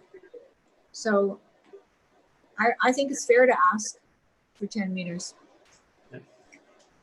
Councillor Thompson, to the amendment. Yeah, I think this is inappropriate. I think that this is not the time to be making amendments on this application. The time to be doing this and expressing your concerns is during the public planning meeting. The reason why we vote to move it to GC and or council is to make a decision on the application as it is before us. You either agree with it, in which case you'll vote for it. If you don't agree with it because of the height or because of the buffer, then you should vote to turn the application down and then deal with it.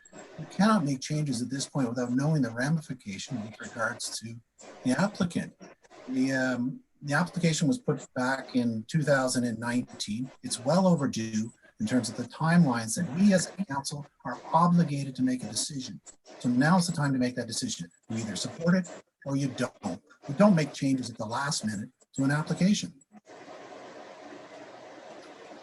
Any other comments or questions? The amendment? Councillor Gardner, second time. You know, until it comes and approved at a council meeting, we can work on an application. And I am saying to this council, this is a complicated, long application with so many details that I think it's not inappropriate if I discover something towards the end of the process where we haven't voted yet. I don't think it's inappropriate to raise it. So I disagree with you respectfully, Councillor Thompson. Thank you. Councillor Gallo, second time. Thank you, and I thought I was done, but I have to disagree with Councillor Thompson. If someone finds it's totally appropriate to do this, you may disagree, and that's okay. But if you find something that's bothering you and you want to express your opinions, this is the venue to do it. Is it better to do it at public planning? Absolutely. Is it better to do it at GC? Absolutely. But in no way is it inappropriate for anyone to do it at a council meeting. You can completely disagree and not vote for it, and that's okay too. But I think this is part of a healthy debate. I'm not in support of it, but I have no issues with anyone bringing up issues that they have. Councillor Thompson, second time.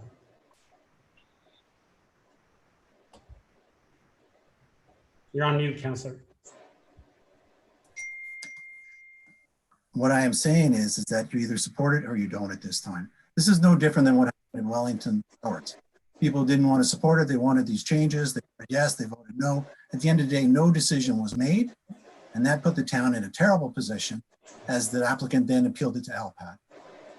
Same here. If you make changes to this application, you run the risk of putting the town in a terrible position in order to defend ourselves. So you either vote for it or you vote against it.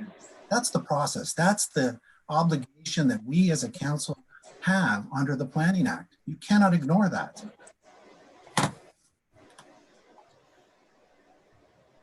Any other comments or questions? We'll call the vote. Mr. Clerk. Thank you, Mr. Mayor. Record vote for the Second Amendment on S2R9. Councillor Kim? No. Mayor Maracus? No. Councillor Thompson? No. Councillor Humphreys? Yes. Councillor Gilliland? No. Councillor Gardner? Yes. And Councillor Gallo. No. Motion is defeated. Mr. Mayor, there's one more amendment. Go ahead, Councillor. Share this with Councillor Humphreys. In the report, it says that there are 2 homes and 1 barn existing on this land. I don't know if they have heritage value, but I would like to make a motion that they go to our Heritage Advisory Committee to have a look at it. And I think that should have been suggested, actually. Anything with an old build on it that's in the town should go to the Heritage Committee. So I'm So what's your thinking amendment? that Councillor Humphreys is going to second this. What's the amendment? That the condition, I don't know, Councillor Humphreys, can you help me? The two homes and the barn on the property be evaluated for heritage value. Someone like to second that? By the HAC? Someone like to second that? Councillor Humphreys? Comments or questions? Councillor Humphreys, did you want to speak? Thank you, Mr. Mayor, and my apology, I did miss this. Certainly not to stop the development at this point, but would like, if at all possible, perhaps through Mr. Mayor, maybe Mr. Waters already knows if those homes have any significance or if they are on the listed homes, potential heritage. If not, if we don't know either way, it would be great to have that checked out, and that's something that would probably happen as this development continues. Mr. Waters, are these listed and were they looked at heritage perspective? Through you, Mr. Mayor, that issue did not come up through the process, nor was it identified at the pre-con stage. So I would have to say they are not listed properties. And I think, in fact, one of them, the very large home, is quite recent vintage and would not qualify as a heritage property. Councillor? Thank you. Thank you, Mr. Mayor. Would it hurt if at this point that, again, not to stop the development, but just to perhaps go back and just double check that those have no heritage significance, just to confirm, and perhaps we can add it on on the next report if this comes back to us. It's just a double check. Mr. Waters? Through you, Mr. Mayor, we can examine that request, and should it have any heritage value, we can certainly come back to you with a report. Councillor? Thank you. Any other comments or questions? I'll call Councillor Kim. Thank you. Through you to Mr. Waters. So will this additional report to evaluate the heritage value, will that impact the developer? How will it impact the developer, if at all? Mr. Waters? Through you, Mr. Mayor, this is a draft plan approval, so he has a number of conditions to satisfy. Some of them very technical, and it will take him some time to go through that.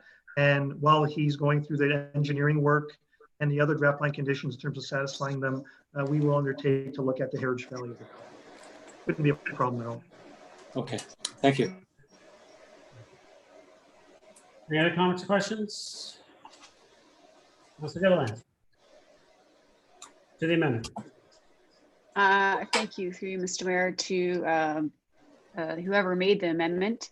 I had some technical difficulties and I just got back on, and I was just wondering if you could explain quickly, without too much time, the amendment and the purpose of the amendment.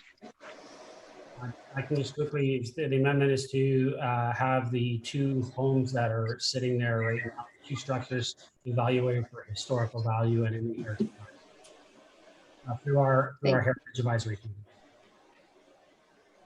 Thank you. And I believe I kind of logged on when Mr. Waters was explaining that it would not be a problem to go through this process with the developer. Mr. Waters, could you confirm that? Mr. Waters, can you confirm what you said? You, Mr. Mayor, I'll also restate through the pre-con, when the application first came in, one of the items we look at is the heritage value of the buildings that are on the site. Heritage was not flagged as being an issue.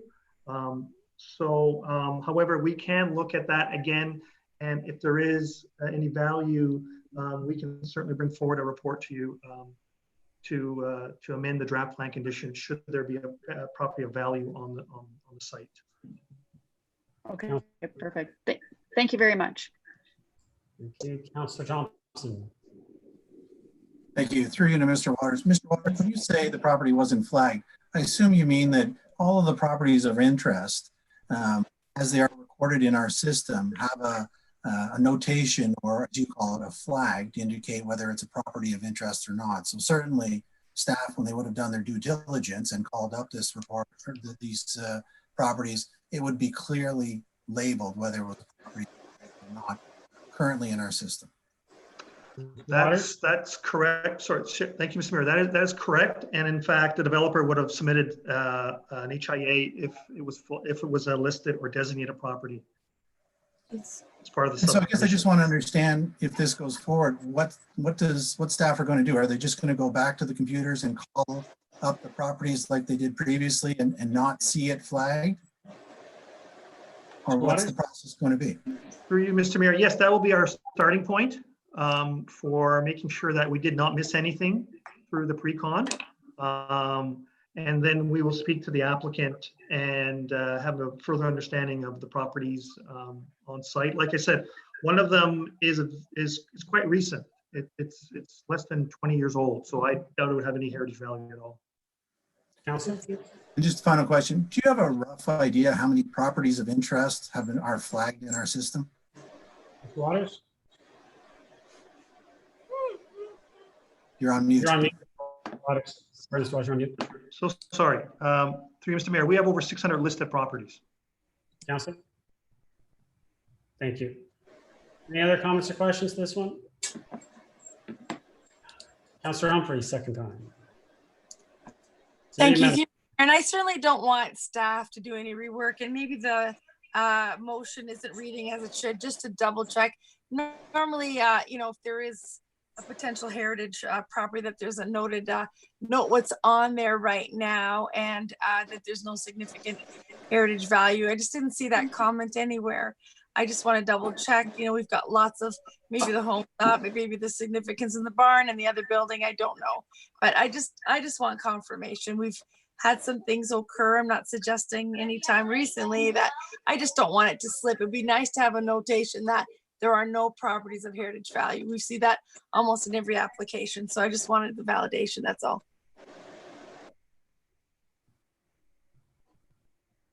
Any other comments or questions? Call the vote. Sir. Thank you, Mr. Mayor. Calling the vote on amendment number 3 from S2R9. Councillor Gardner? Yes. Mayor Maracus? No.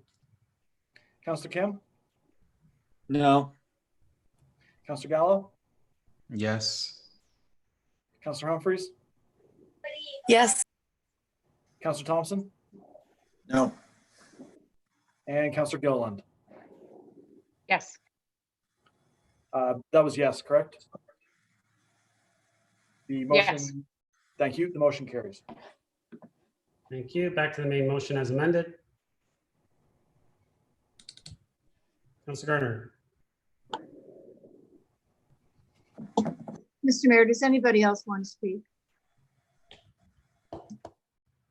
Doesn't look like it. Okay. Everybody may be an environmentalist at heart, but that needs to be underlined by action.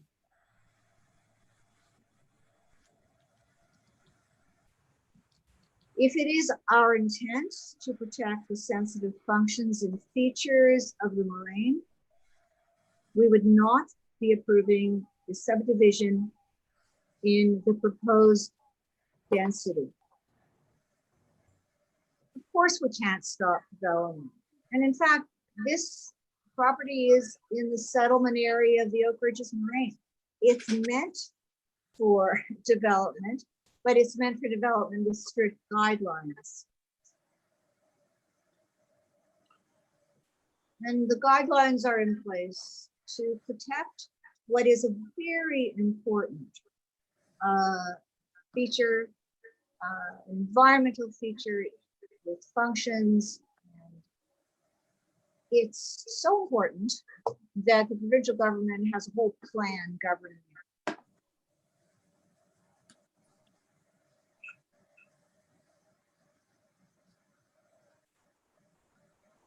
Developers are looking at their highest and best use of the land. protecting the moraine has a very different requirement for highest and best use. Climate change is real. As responsible stewards of our environment, we must do everything in our power to minimize the negative impacts of human activity on green space. In my opinion, if this is approved, we are putting developers' profits ahead of the needs of the environment, and I strongly object.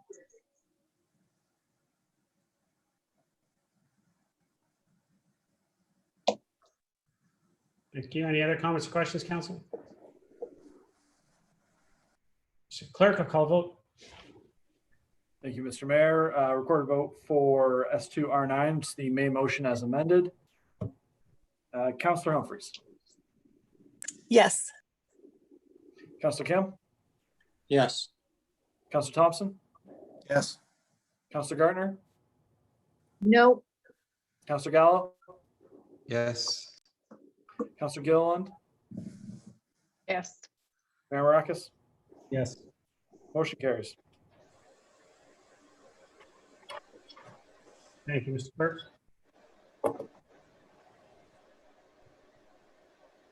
Council, we will move to R1. Capital project number 34626, sidewalk construction on Kenmac Crescent, capital budget A3. One, that the report number PDS 20-049 be received. Two, that the total approved budget for capital project number 34626 from 100,000 to 192,700, representing an increase of 92,700 to be funded from roads repair and replacement.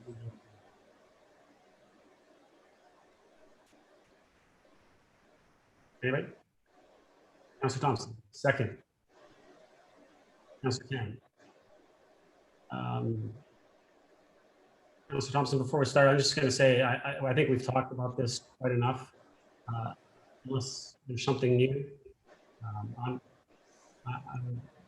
I really have not much more to add to this. Mr. Thompson, floor is yours.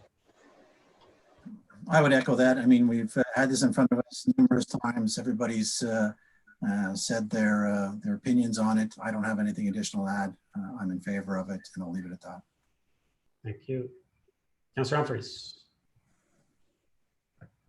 To you, Mr. Mayor, and the reason I feel I need to speak is that I'm going to be voting in favor of this evening. I know that I've received quite a bit of communication over the last several weeks, and I've had a few people accuse me of trying to make residents happy and not doing what's right, which is a little disappointing, but you know, I can take it. I've been a politician for a while now, but what I have in my heart is for the good of the community. I do believe that the safety issues are still going to be there. I do believe that the sidewalk, you know, may help, but it's not going to alleviate what we see there day to day. So I do look forward to getting this issue moving forward, hopefully addressing the residents' driveways that are going to be compromised by this, but they'll work through it, I'm sure. And I'm looking forward to the rest of the safety plan that staff is working on and moving forward. Thank you. Any other comments or questions? Mr. Clerk, call a vote. Thank you, Mr. Mayor. Recorded vote for R1 on this evening's agenda. Councillor Thompson. Yes. Councillor Gallo. Yes. Councillor Kim. Yes. Councillor Gilliland. Yes. Councillor Gardner. Yes. Councillor Humphries. Yes. And Mayor Marakis. Yes. Motion carries. Thank you, Mr. Clerk. Now is unanimous. R2, FIN 20-015, 2019 year-end budget report, December 31st, 2019.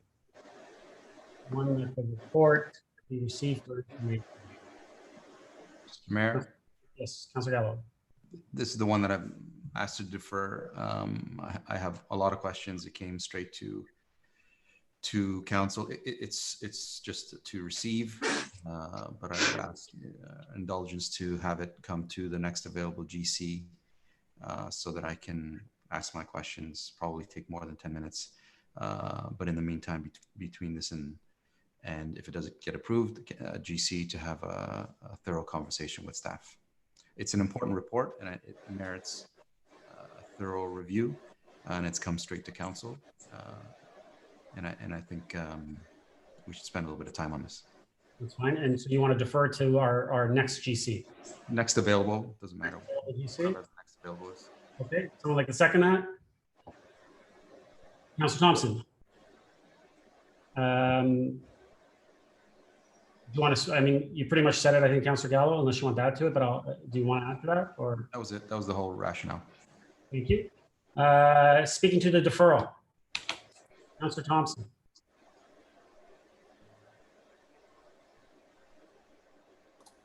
I'm comfortable with it. I agree. There's a lot of information there to digest. Over the last few days, I've had numerous conversations back and forth with our Director of Finance, Mrs. Wainwright Van Kessel, just to be able to answer some of my questions and understand it thoroughly. So if members of council would like a little more time to work with staff on it, I'm comfortable with that. Councilor Humphries, did you have your hand up? No? Okay. Councilor Gilliland. The deferral. Thank you. I have to learn this hands up quicker. I'm on a new computer today, so I apologize. I was really echoing what Councillor Thompson has said and Councillor Gallo. There was a lot on the agenda for today to digest and a lot of homework to do to review what we had on the floor tonight. And I feel this is also a very important document to review. So thank you, Councillor Gallo, for bringing this forward. I'll be supporting it. Councilor Thompson, did you have your hand up for a second time or no? Okay. Any other comments or questions on the deferral? Mr. Clerk, call vote. Thank you, Mr. Mayor. Motion for deferral of report R2 on tonight's agenda. Councillor Gallo? Yes. Councillor Gilliland? Yes. Councillor Humphries? Yes. Councillor Gardner? Yes. Mayor Maracus? Yep. Councillor Kim? Yes. And Councillor Thompson? Yes. Motion carries. Thank you, Mr. Clerk. R3, 2020 tax levy funded operations forecast update at May 31st, 2020. One recommendation that the report.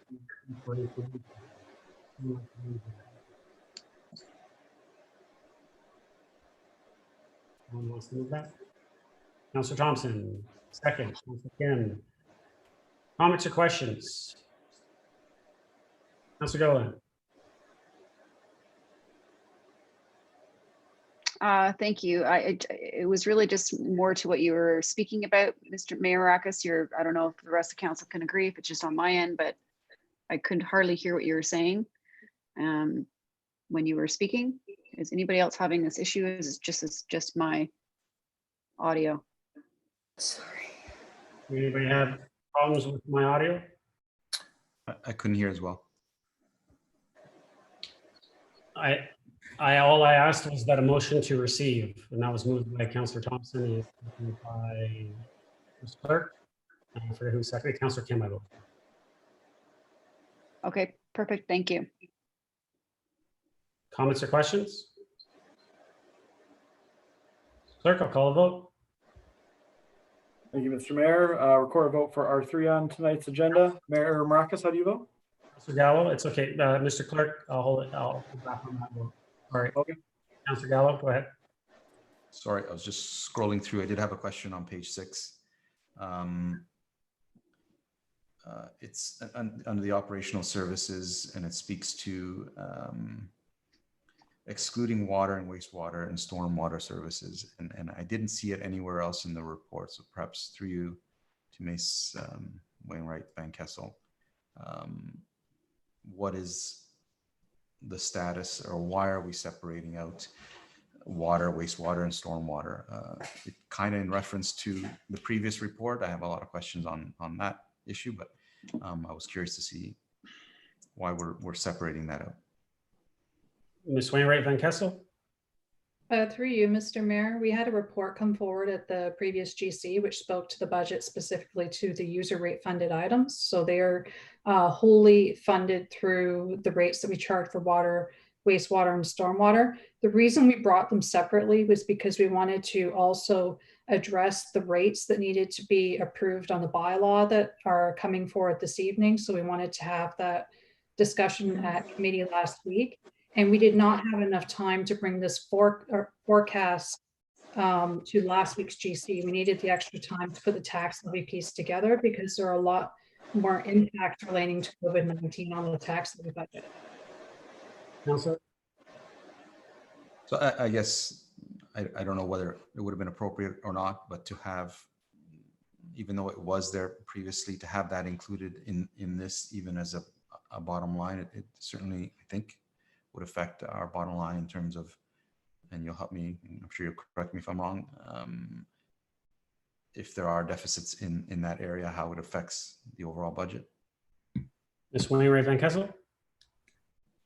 Through you, Mr. Mayor, the bottom line for these two separate areas are reported separately because they are funded through different sources entirely. So with this report that's come forward tonight, anything that's not covered through the charging of like fees for recreation programs or permits, they get funded through the tax levy. So that's why this report speaks to the tax levy impact. Even when we do bring the reports forward, both of them forward on the same report, we do speak to the surplus or deficit that we're projecting separately. We do not combine them.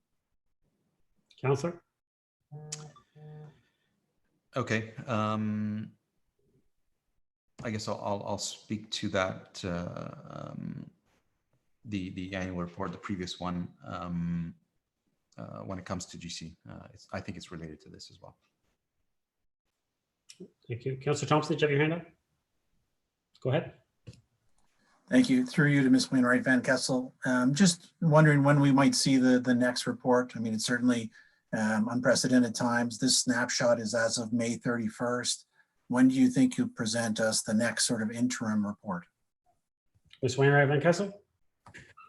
The next interim report we have slated includes the actuals up to the end of August 31st. So I'd expect that would be coming to a GC in October. Thank you. Any other comments or questions? Councilor Gardner?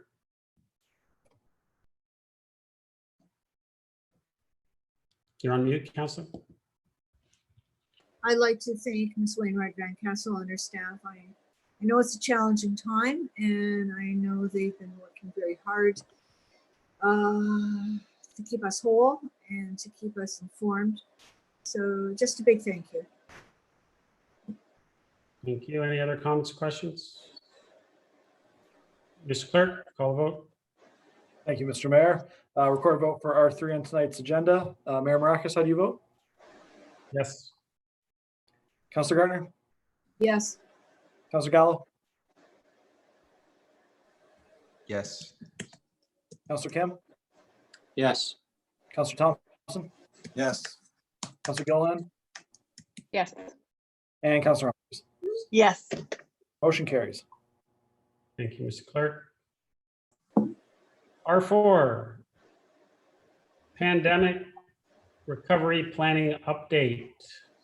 Recommendation 1, that report number CMS 20-018 be received for information. Anyone want to move that recommendation? Councilor Gardner, second. Councilor Thompson, comments or questions on the report and update?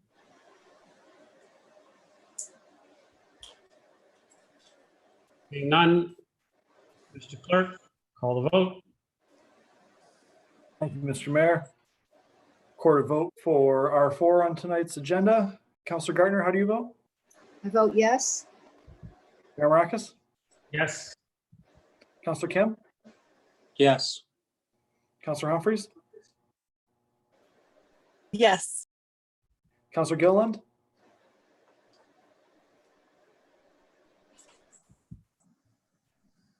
Councillor Gilliland? Sorry, it broke out. I didn't hear that. Yes. thank you. Counselor Gallo, Yes. and Counselor Thompson. Yes. Motion carries. Thank you, Mr. Clerk. And we actually hit 9 o'clock, and so we're right on our health break. Council, how about we just do 5 minutes so we can be back and we can deal with our motions? Is that good? 5 minutes? Yes. Thank you. See you back in 5 minutes.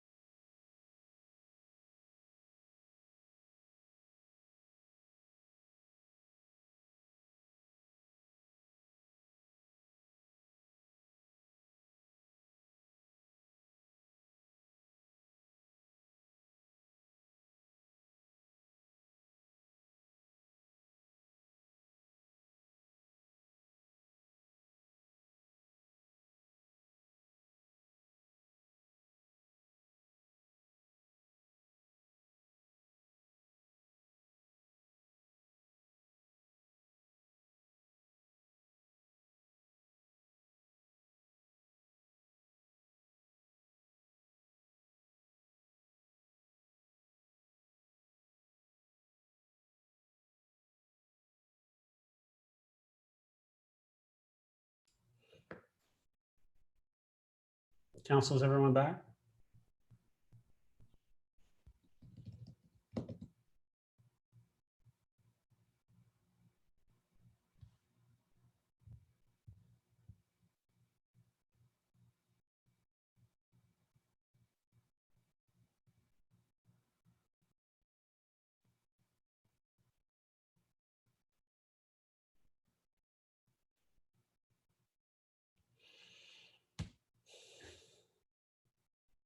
Councillor Gardner, Councillor Gilliland, Councillor Humphreys.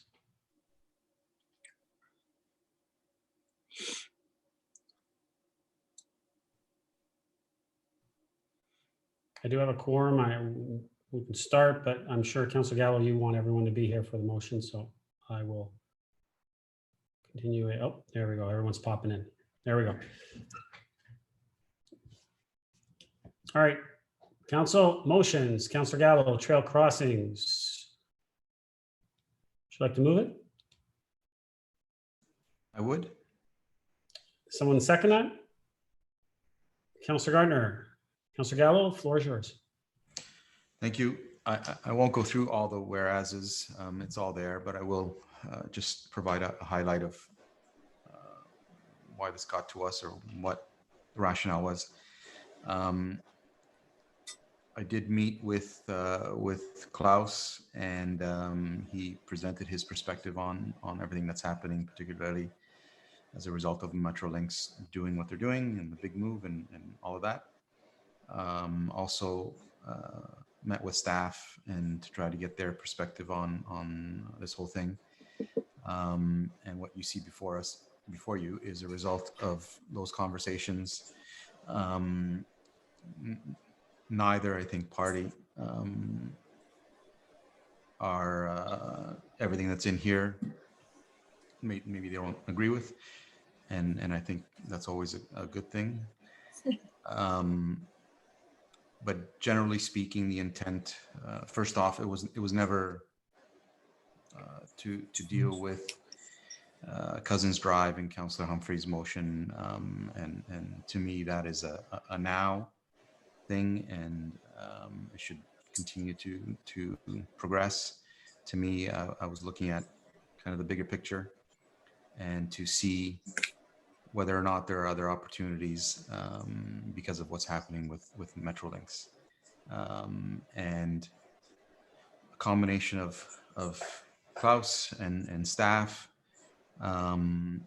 It was my view that the two resolutions are where I think we should start, and I'm happy to hear anyone else's opinion to try to achieve this. As you can see, it's not spending any money yet. There's a possibility of that.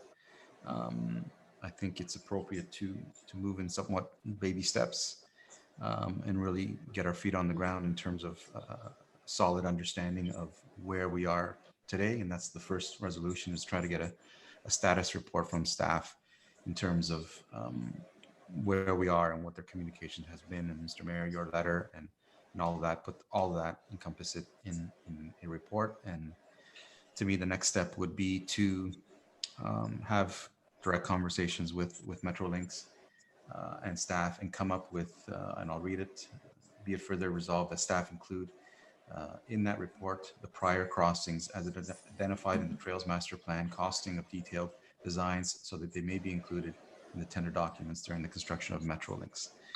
Ultimately, if we are interested in doing this, I believe that's the best approach. But the first step is to get kind of a status report from staff on where they are, their communication, or sometimes lack thereof, with Metrolinx, and to see how far we can take this. One of the reasons I took this on is because I live beside Wellington and John Westway, and there was a serious missed opportunity when Wellington Street was reconstructed and we did not create the underpass to connect the north side and the south side. And it bothers me to know, and not only when I have to cross Wellington at that area, but when I'm driving and I see many people trying to cross, connecting those two paths. And it was a missed opportunity, and Notwithstanding the fact that there's some serious money involved, I think we can address that at a later date, and perhaps if it does come forward and it's prohibitive and we don't have the money, then we make that decision. But let's take advantage of the fact that there's going to be a lot of movement on Metrolink's part to provide electrified all-day service from Barrie to a Union Station.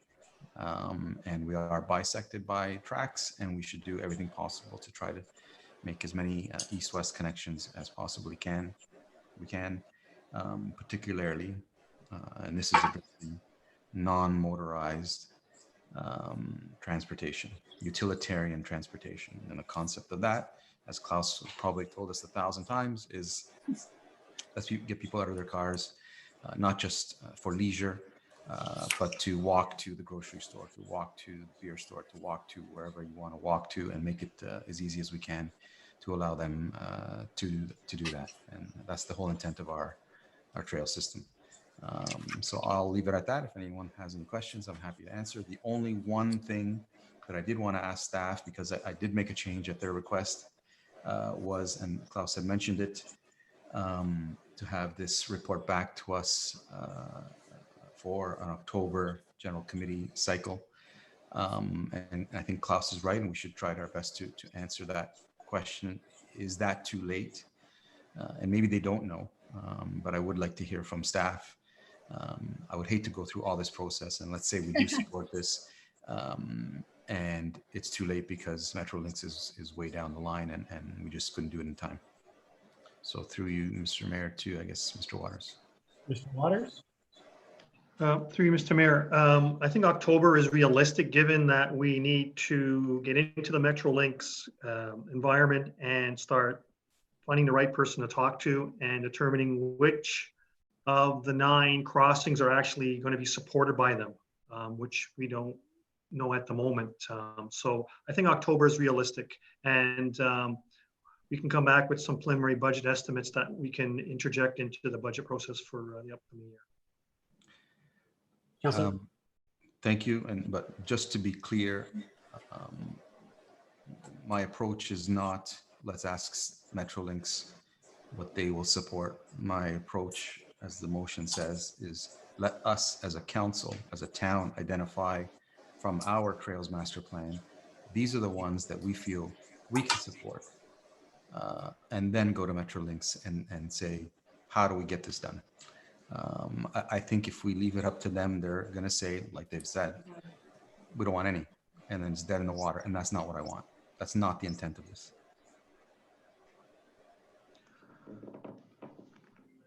Question, Councillor? Did you want Mr. Waters to answer that? Or it's just, I mean, it's a statement based on, you know, I don't want it to go the other way around. I want us to lead this. Okay, thank you. Councillor Gilliland.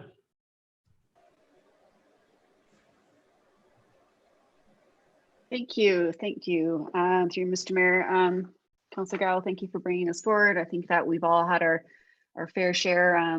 Speaking with Klaus on the issues with the Metrolinx crossings and active transportation and such.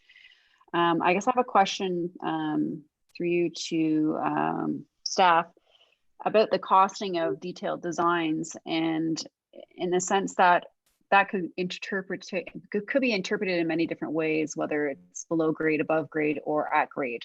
And I wanted to kind of know, is that something that staff would be prepared to bring to council at the time these crossings are identified, or is that something that council would decide whether or not we wanted to explore through this report before going through all that work? Mr. Waters? Through you, Mr. Mayor, I think there's 2 components that we have to address. One is the detailed design work, and the next component is construction. 2 different streams in terms of funding. So I think initially we would determine the design costs and then bring that forward, because the design will take some time. It's likely going to require an environmental assessment to go through, especially if you're going to tunnel underneath the tracks. So I think we should, I think my advice is to bring forward that initial design budget to you. Councillor? Thank you. So this is just more or less identifying those important crossings and then presenting a budget in order to kind of move forward with that. There's no design process moving forward from that.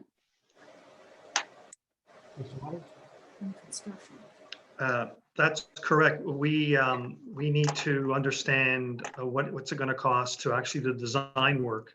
And important component of all this is receiving Metrolink's approval for any of the crossings. So they have to be our partner in this process. We can't ignore them. Thank you. And just another quick question. Will we have the opportunity to review the active transportation plan prior to this October meeting? Through you, Mr. Mayor, part of our budget submission for 2021 will be the undertaking of an active transportation master plan, Councillor? which will incorporate the Trails Master Plan recommendations. Okay.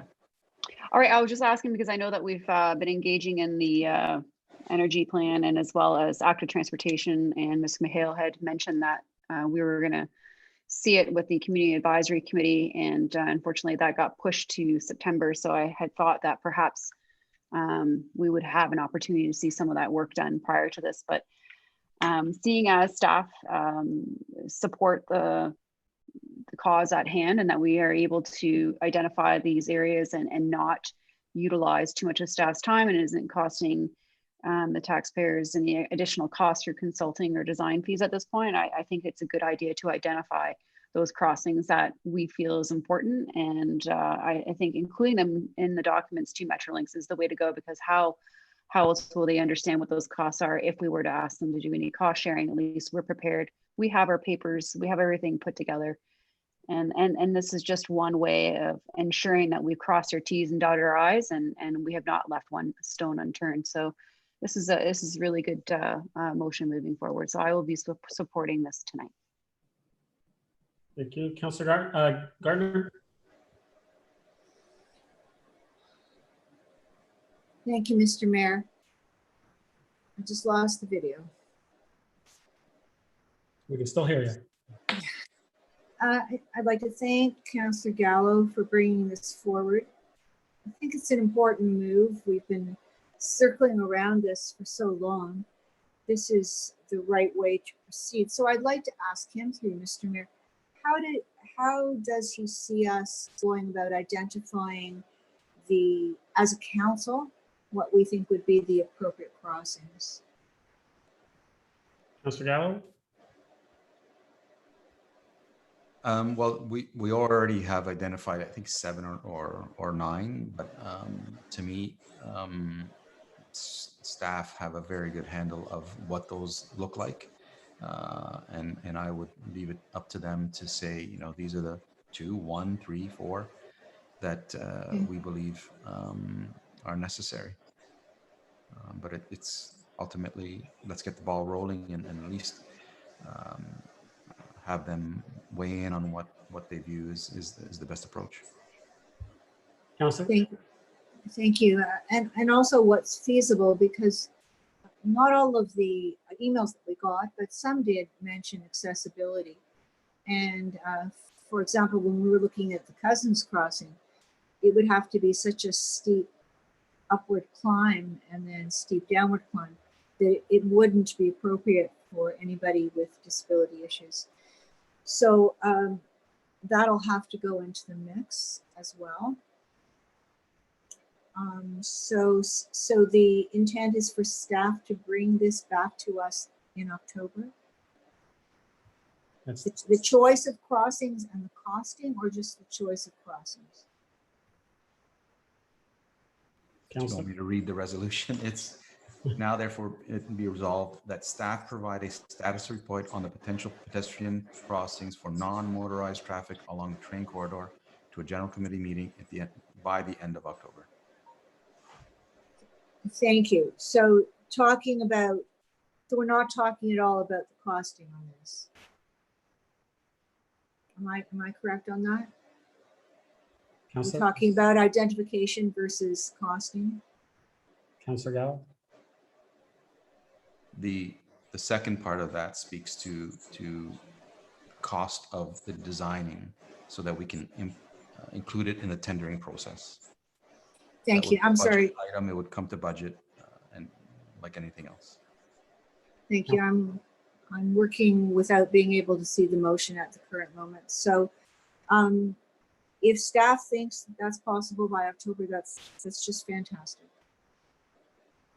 Will anybody be, Mr. Mayor, will you be communicating with Metrolinx to see, you know, just under the radar, what timing might be like? Not letting the cat out of the bag perhaps, but just general timing? We've been in continuous contact with them. Like, continuously in contact. Thank you, Mr. Mayor. Councillor Thompson? Thank you. The way I look at the motion in front of us is similar to the process we went through last term with regards to the underpasses for Leslie and St. John's. You know, staff presented a report with the various ones that they had identified. They gave us, you know, a basic idea of the cost to do it, and whether or not the region was willing to pick up any of that cost or not. And then council debated on which underpasses they wanted to move forward with.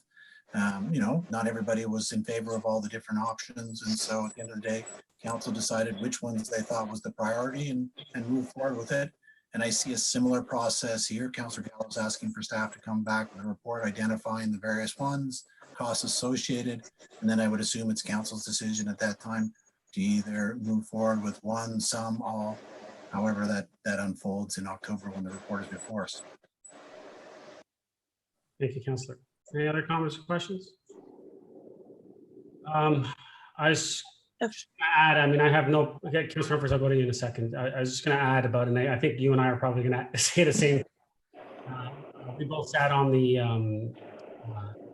Trails Committee last term, and obviously nothing wrong with moving forward with this motion. I think that staff will probably come back with a pretty quick report, but I just wanted to give everyone a little bit of background to understand what we have already done. Back in February 2017, the Trails Committee actually did discuss the Barrie Rail Corridor expansion project, which is on the Barrie. We noted that 2 of the 8 proposed underpasses or level crossings, which is obviously your Wellington, and it was your cattle crawl to look at from a funding perspective and working with Metrolinx. Staff advised that Metrolinx is aware of the town priorities. The Trails Committee had a long discussion. We identified those underpasses. We identified 4 that were key, which was the cattle crawl, Wellington, Cousins, and the one that runs the St. Andrews Golf Club. That was the 4 that we decided that were priorities. That went to council.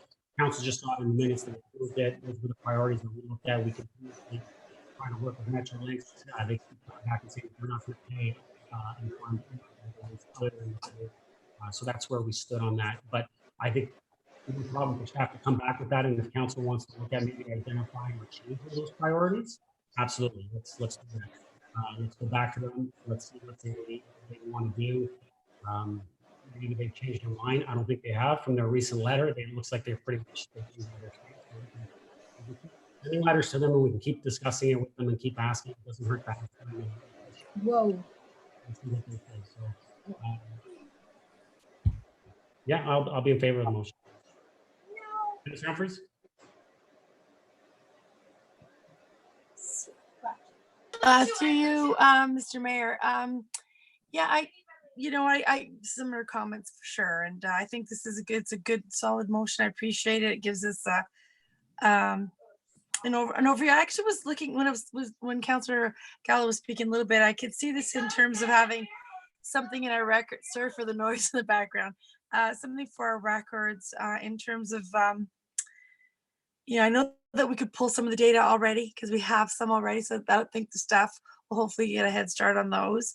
But if there's any other crossings at grade level or otherwise, and then have it as a document that we can keep share? Maybe some can happen sooner than later. And then is there one last piece where sometimes Metrolinx will say yes to a crossing or perhaps no, that's not a one that they'll give us an option. So I think at least we'll have that documented. Doesn't mean we can't keep trying like we have been, but at least this will give us a full view and some good documentation for reference and a plan moving forward. So no, I'm supportive of the motion. Thank you. Any other comments, questions? Councillor Gardner, second time. You're on mute, Councillor Gardner. Mr. Mayor, I did notice, I don't have a comment. I did notice in the last couple of minutes that I'm not hearing what you're saying at the end of your sentences. So I think I got the gist of everything, but. I basically, if you can hear this, I basically said that let's keep trying. Councillor Gallo, did you want to wrap up? I did, just really quickly. I'm not naive in the sense that this is going to be a slam dunk or easy by any stretch, and there's no question that there's going to be pushback from Metrolinx. But if we're resolute, if we're together, if we believe in this, a lot of things can happen. And I'm happy with taking it step by step and see how far we can make this happen. I think after that report, it will be upon us, the political body, to put pressure on Metrolinx. Staff can only go so far, but once we have that first status report, we'll have a better sense of how far they got, and then we can take it from there. Clerk, call the vote. Thank you, Mr. Mayor. Record vote for Councillor Gallo's motion on this evening's agenda. Councillor Kim? Yes. Councillor Gilliland? Yes. Councillor Humphreys? Yes. Councillor Gallo? Yes. Councillor Gardner? Yes. Councillor Thompson? Yes. And Mayor Marakis. Yes. Motion carries. Clerk. Next motion, Councillor Gardner. Motion in regards to the Aurora Community Tennis Club. I'll read it out for you. Now, therefore, be resolved that staff be authorized to issue tennis court rental permits for one court only at McMahon Park for the exclusive use of the Aurora Community Tennis Club Pro for the remainder of the 2020 calendar year. Councillor, would you like to move your motion? On mute, Councillor. I would, thank you. Thank you. Would someone like to second that? Councillor Gardner. Thank you. And I was just going to ask, Mr. Clerk, are we okay? Because I know we passed something. Councillor Kim had a motion and we passed it. Do we need a reconsideration for this? I'm just curious because I want to make sure that we do it properly through process because we're not process. Certainly, Mr. Mayor, to you, I don't think, I think this is just an addition. I don't think it affects the Councillor Kim's motion at all. Okay, that's fine. If there's no objections from the rest of council in regards to that, then Mr. Gardner, the floor is yours. Mr. Mayor, I think the motion is pretty self-explanatory. We all know that the club has been through a lot this past year and seemed to be coming out on top. And now we have the issue of COVID, which has changed the landscape for most sporting groups. But I think this is a very simple and unchallenging way for us to support them, especially as we had such a great uptake on the courts at Fleury.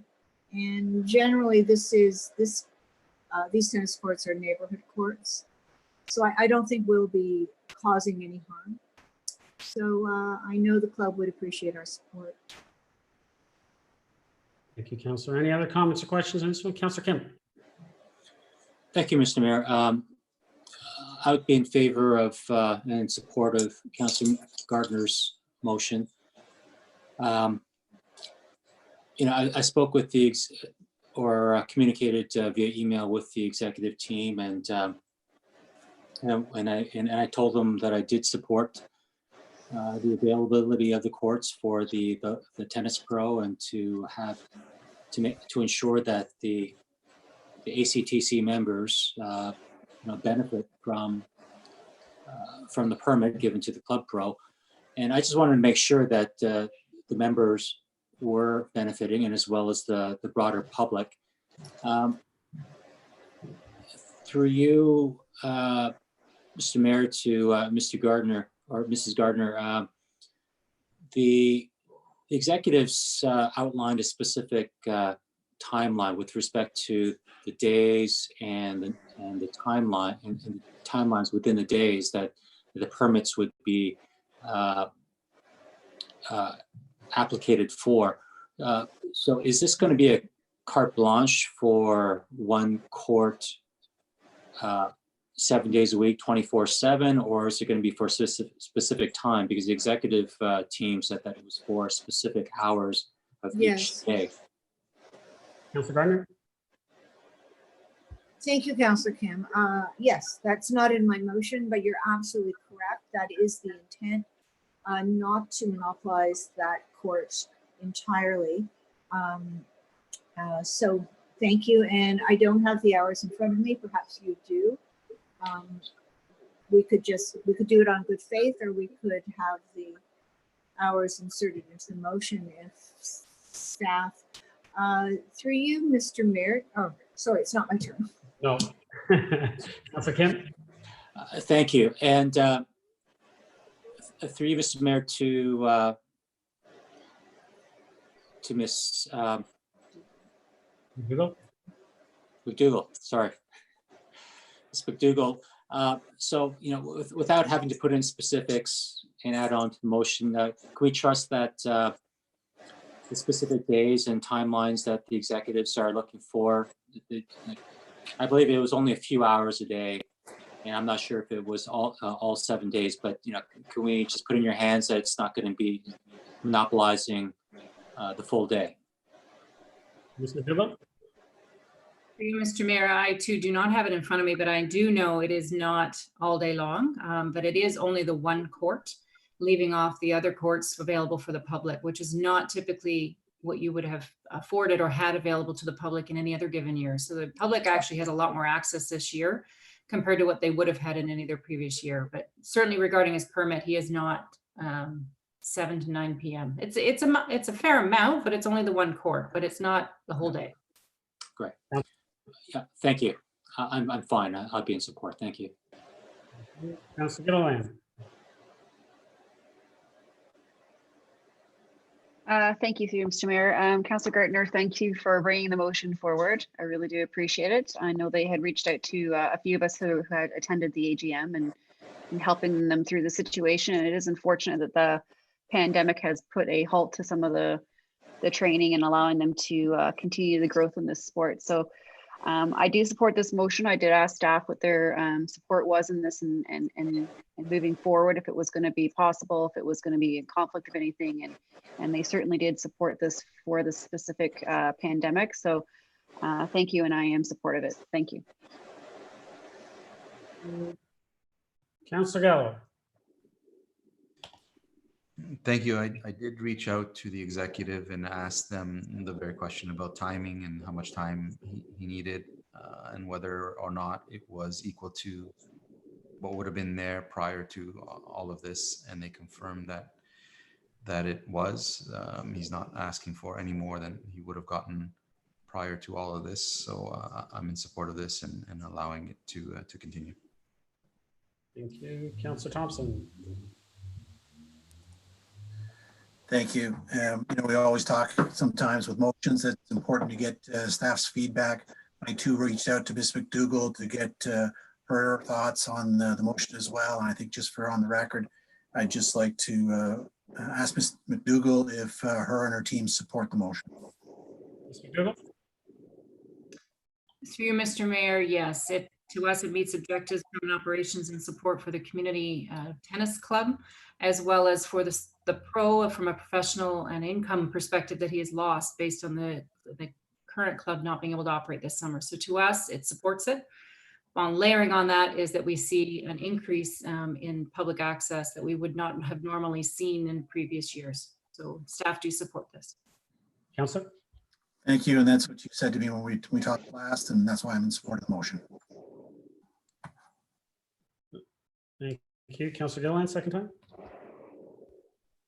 Yes, just quickly, I just noticed on the motion itself, I believe I seconded it, but I don't see it there. So just want to make sure I solidify my support there because it's empty. I'm sure the clerk's got that. Mr. Clerk, you got that? Yeah, we actually didn't hear the seconder, so I was going to clarify before the vote, but thank you, Councillor Gilliland. We'll add Councillor Gilliland into that spot. Thank you. Mr. Clerk, will call a vote.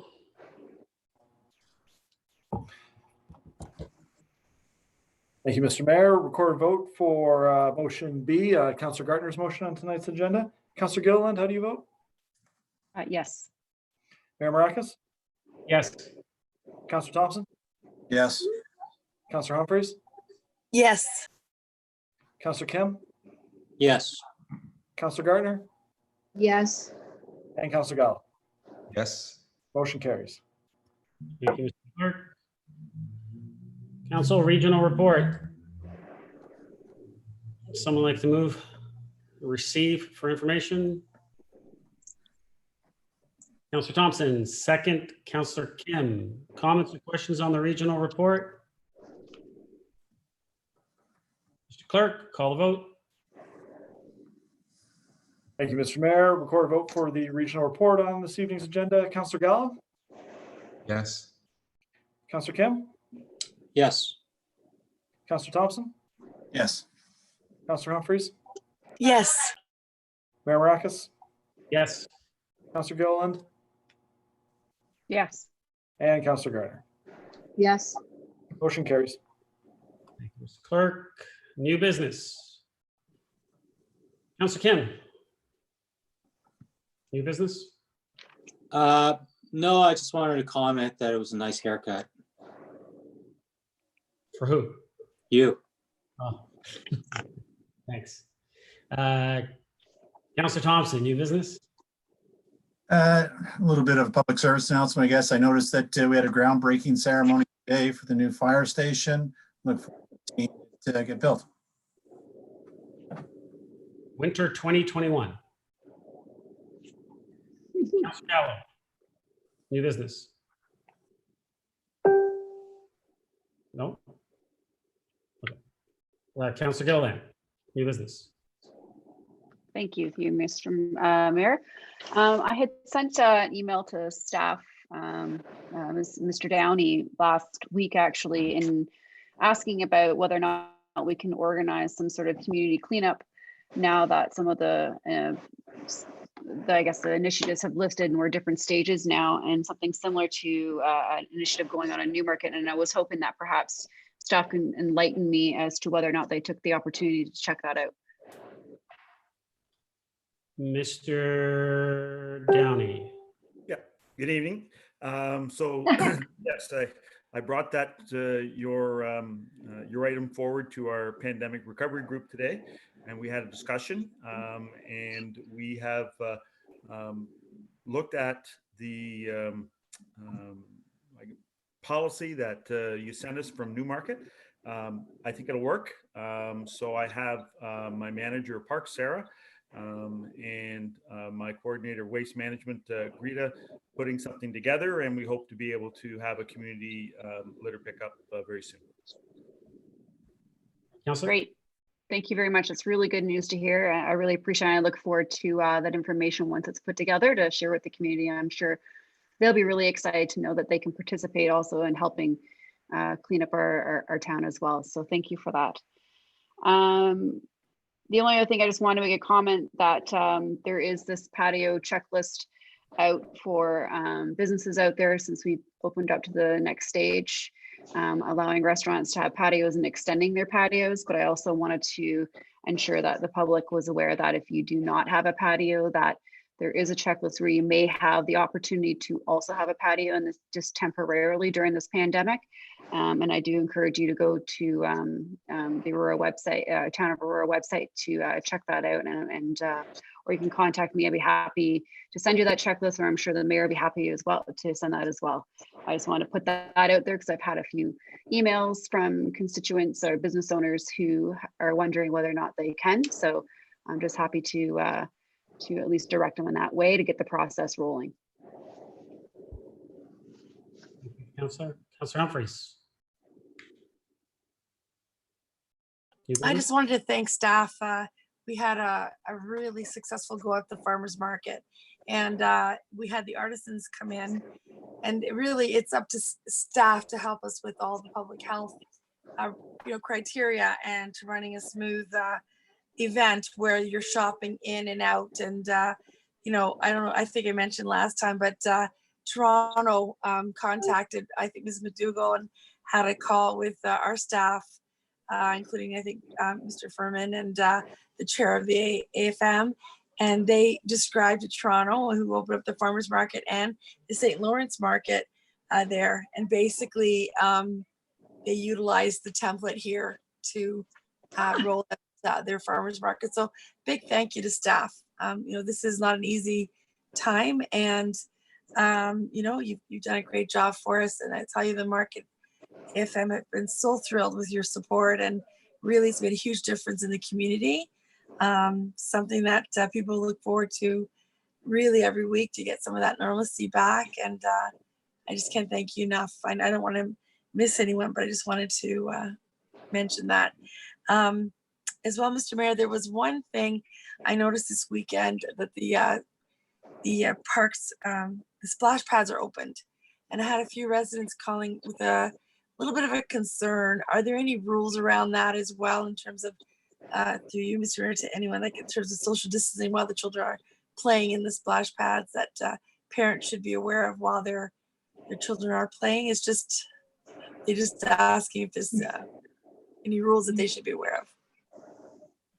Thank you, Councillor, and I'll ask that to Mr. Downey, but I would just reiterate that they would have to, it's the responsibility of everyone to make sure that they are in meters distance, and unless they're from the same household. Perfect. Mr. Downey, if you want to add to that. Yeah, certainly.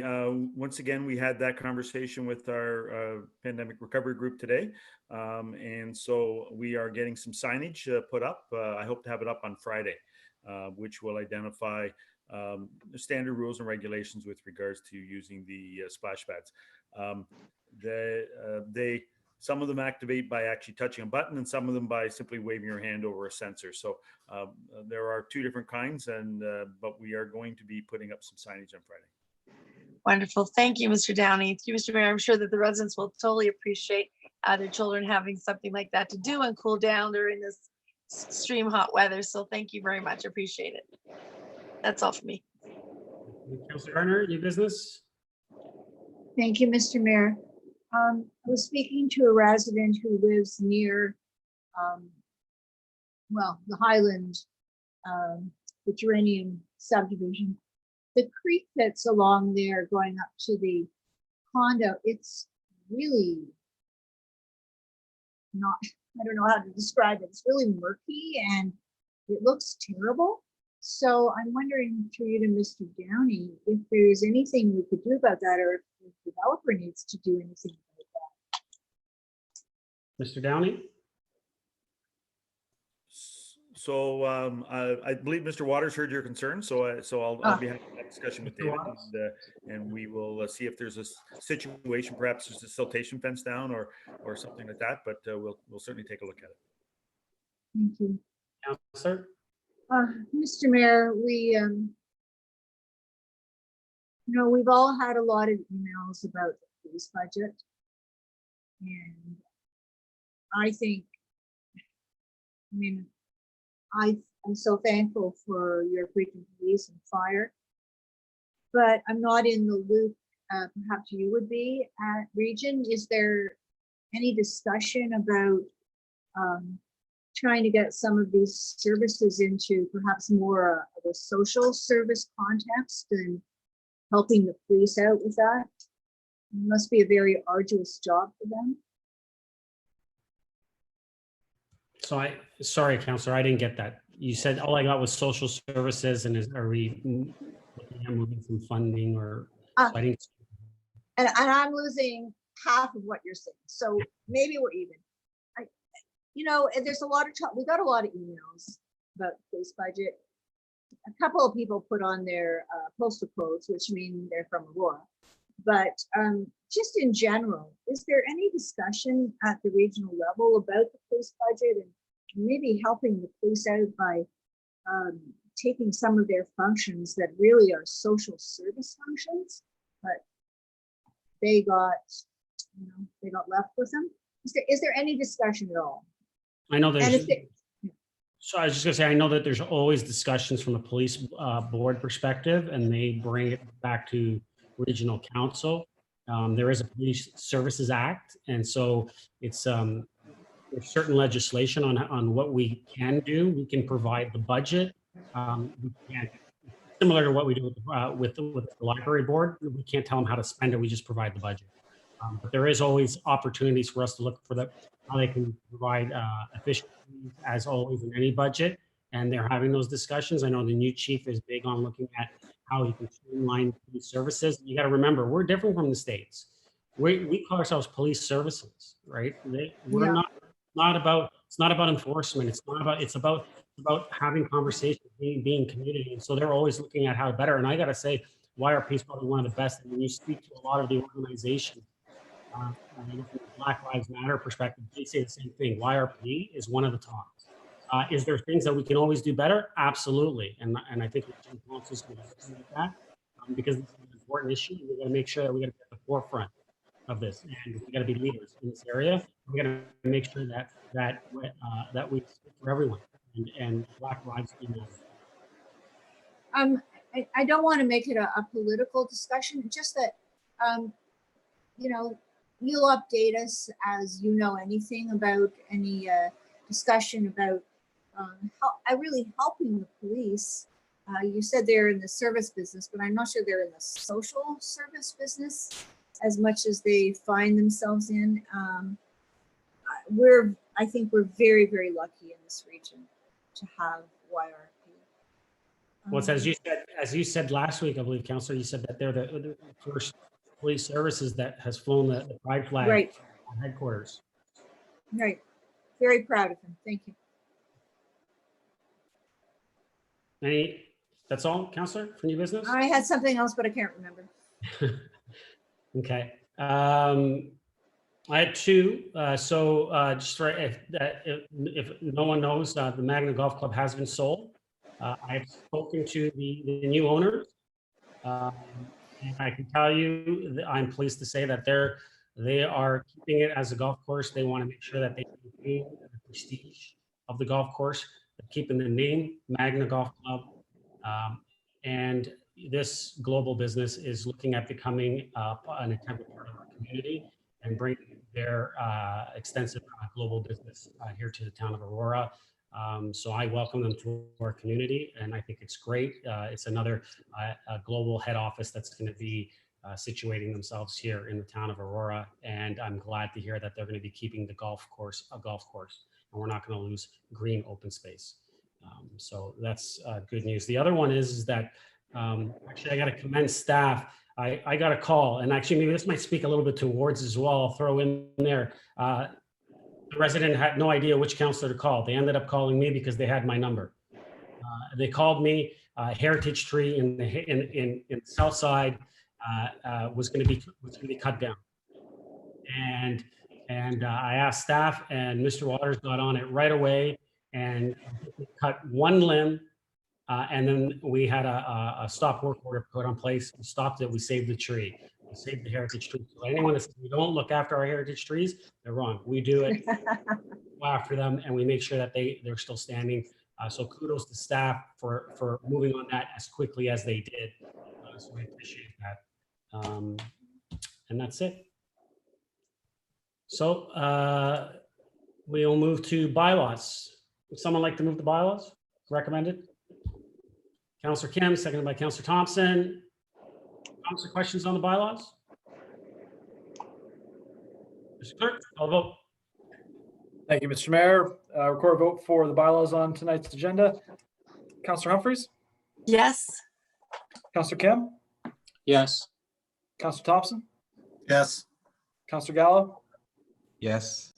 Counselor Gilliland, Yes. Mayor Maracus, Yes. and Counselor Gardner. Thank you, Mr. Clerk. I vote for all of them in favor except for E, which I vote against.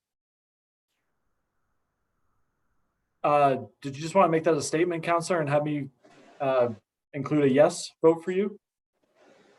Yeah, because Counselor, we didn't split them in time. Yeah, I know. Yeah, if that's the best you can do, Mr. Clerk, thank you. Thank you very much. Motion carries. Thank you, Mr. Clerk. Confirming bylaw. Someone like to move that? Counselor Gardner, Counselor Kim. Clerk, call the Thank you, vote. Mr. Mayor. Record a vote for the confirming bylaw. Mr. Mayor, how do you vote? Yes. Counselor Humphries, Yes. Counselor Gardner, Yes. Counselor Gilliland, Yes. Counselor Gallo, Yes. Counselor Kim, Yes. and Counselor Thompson. Yes. Motion carries. Thank you, Mr. Clerk. And just before I call for adjournment, I did want to say, as everyone knows, we've moved to a lot of our businesses are starting to reopen. And I want to thank our residents, our businesses for adhering to the protocol and the advice of the chief medical officer and practicing physical distancing, wearing their masks when needed in close quarters, and washing their hands and doing everything that they need to do to stop the spread of COVID-19. I think Aurora's done an incredible job. Our numbers show it. We haven't had a new case since June 14. And so just keep doing what we're doing. And I thank all of our residents for following those protocols.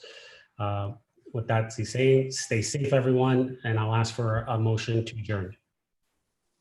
Councillor Thompson, Councillor Kim, all those in favor? Opposed? That carries. We are adjourned. Have a great week, everyone. Stay safe. Good night.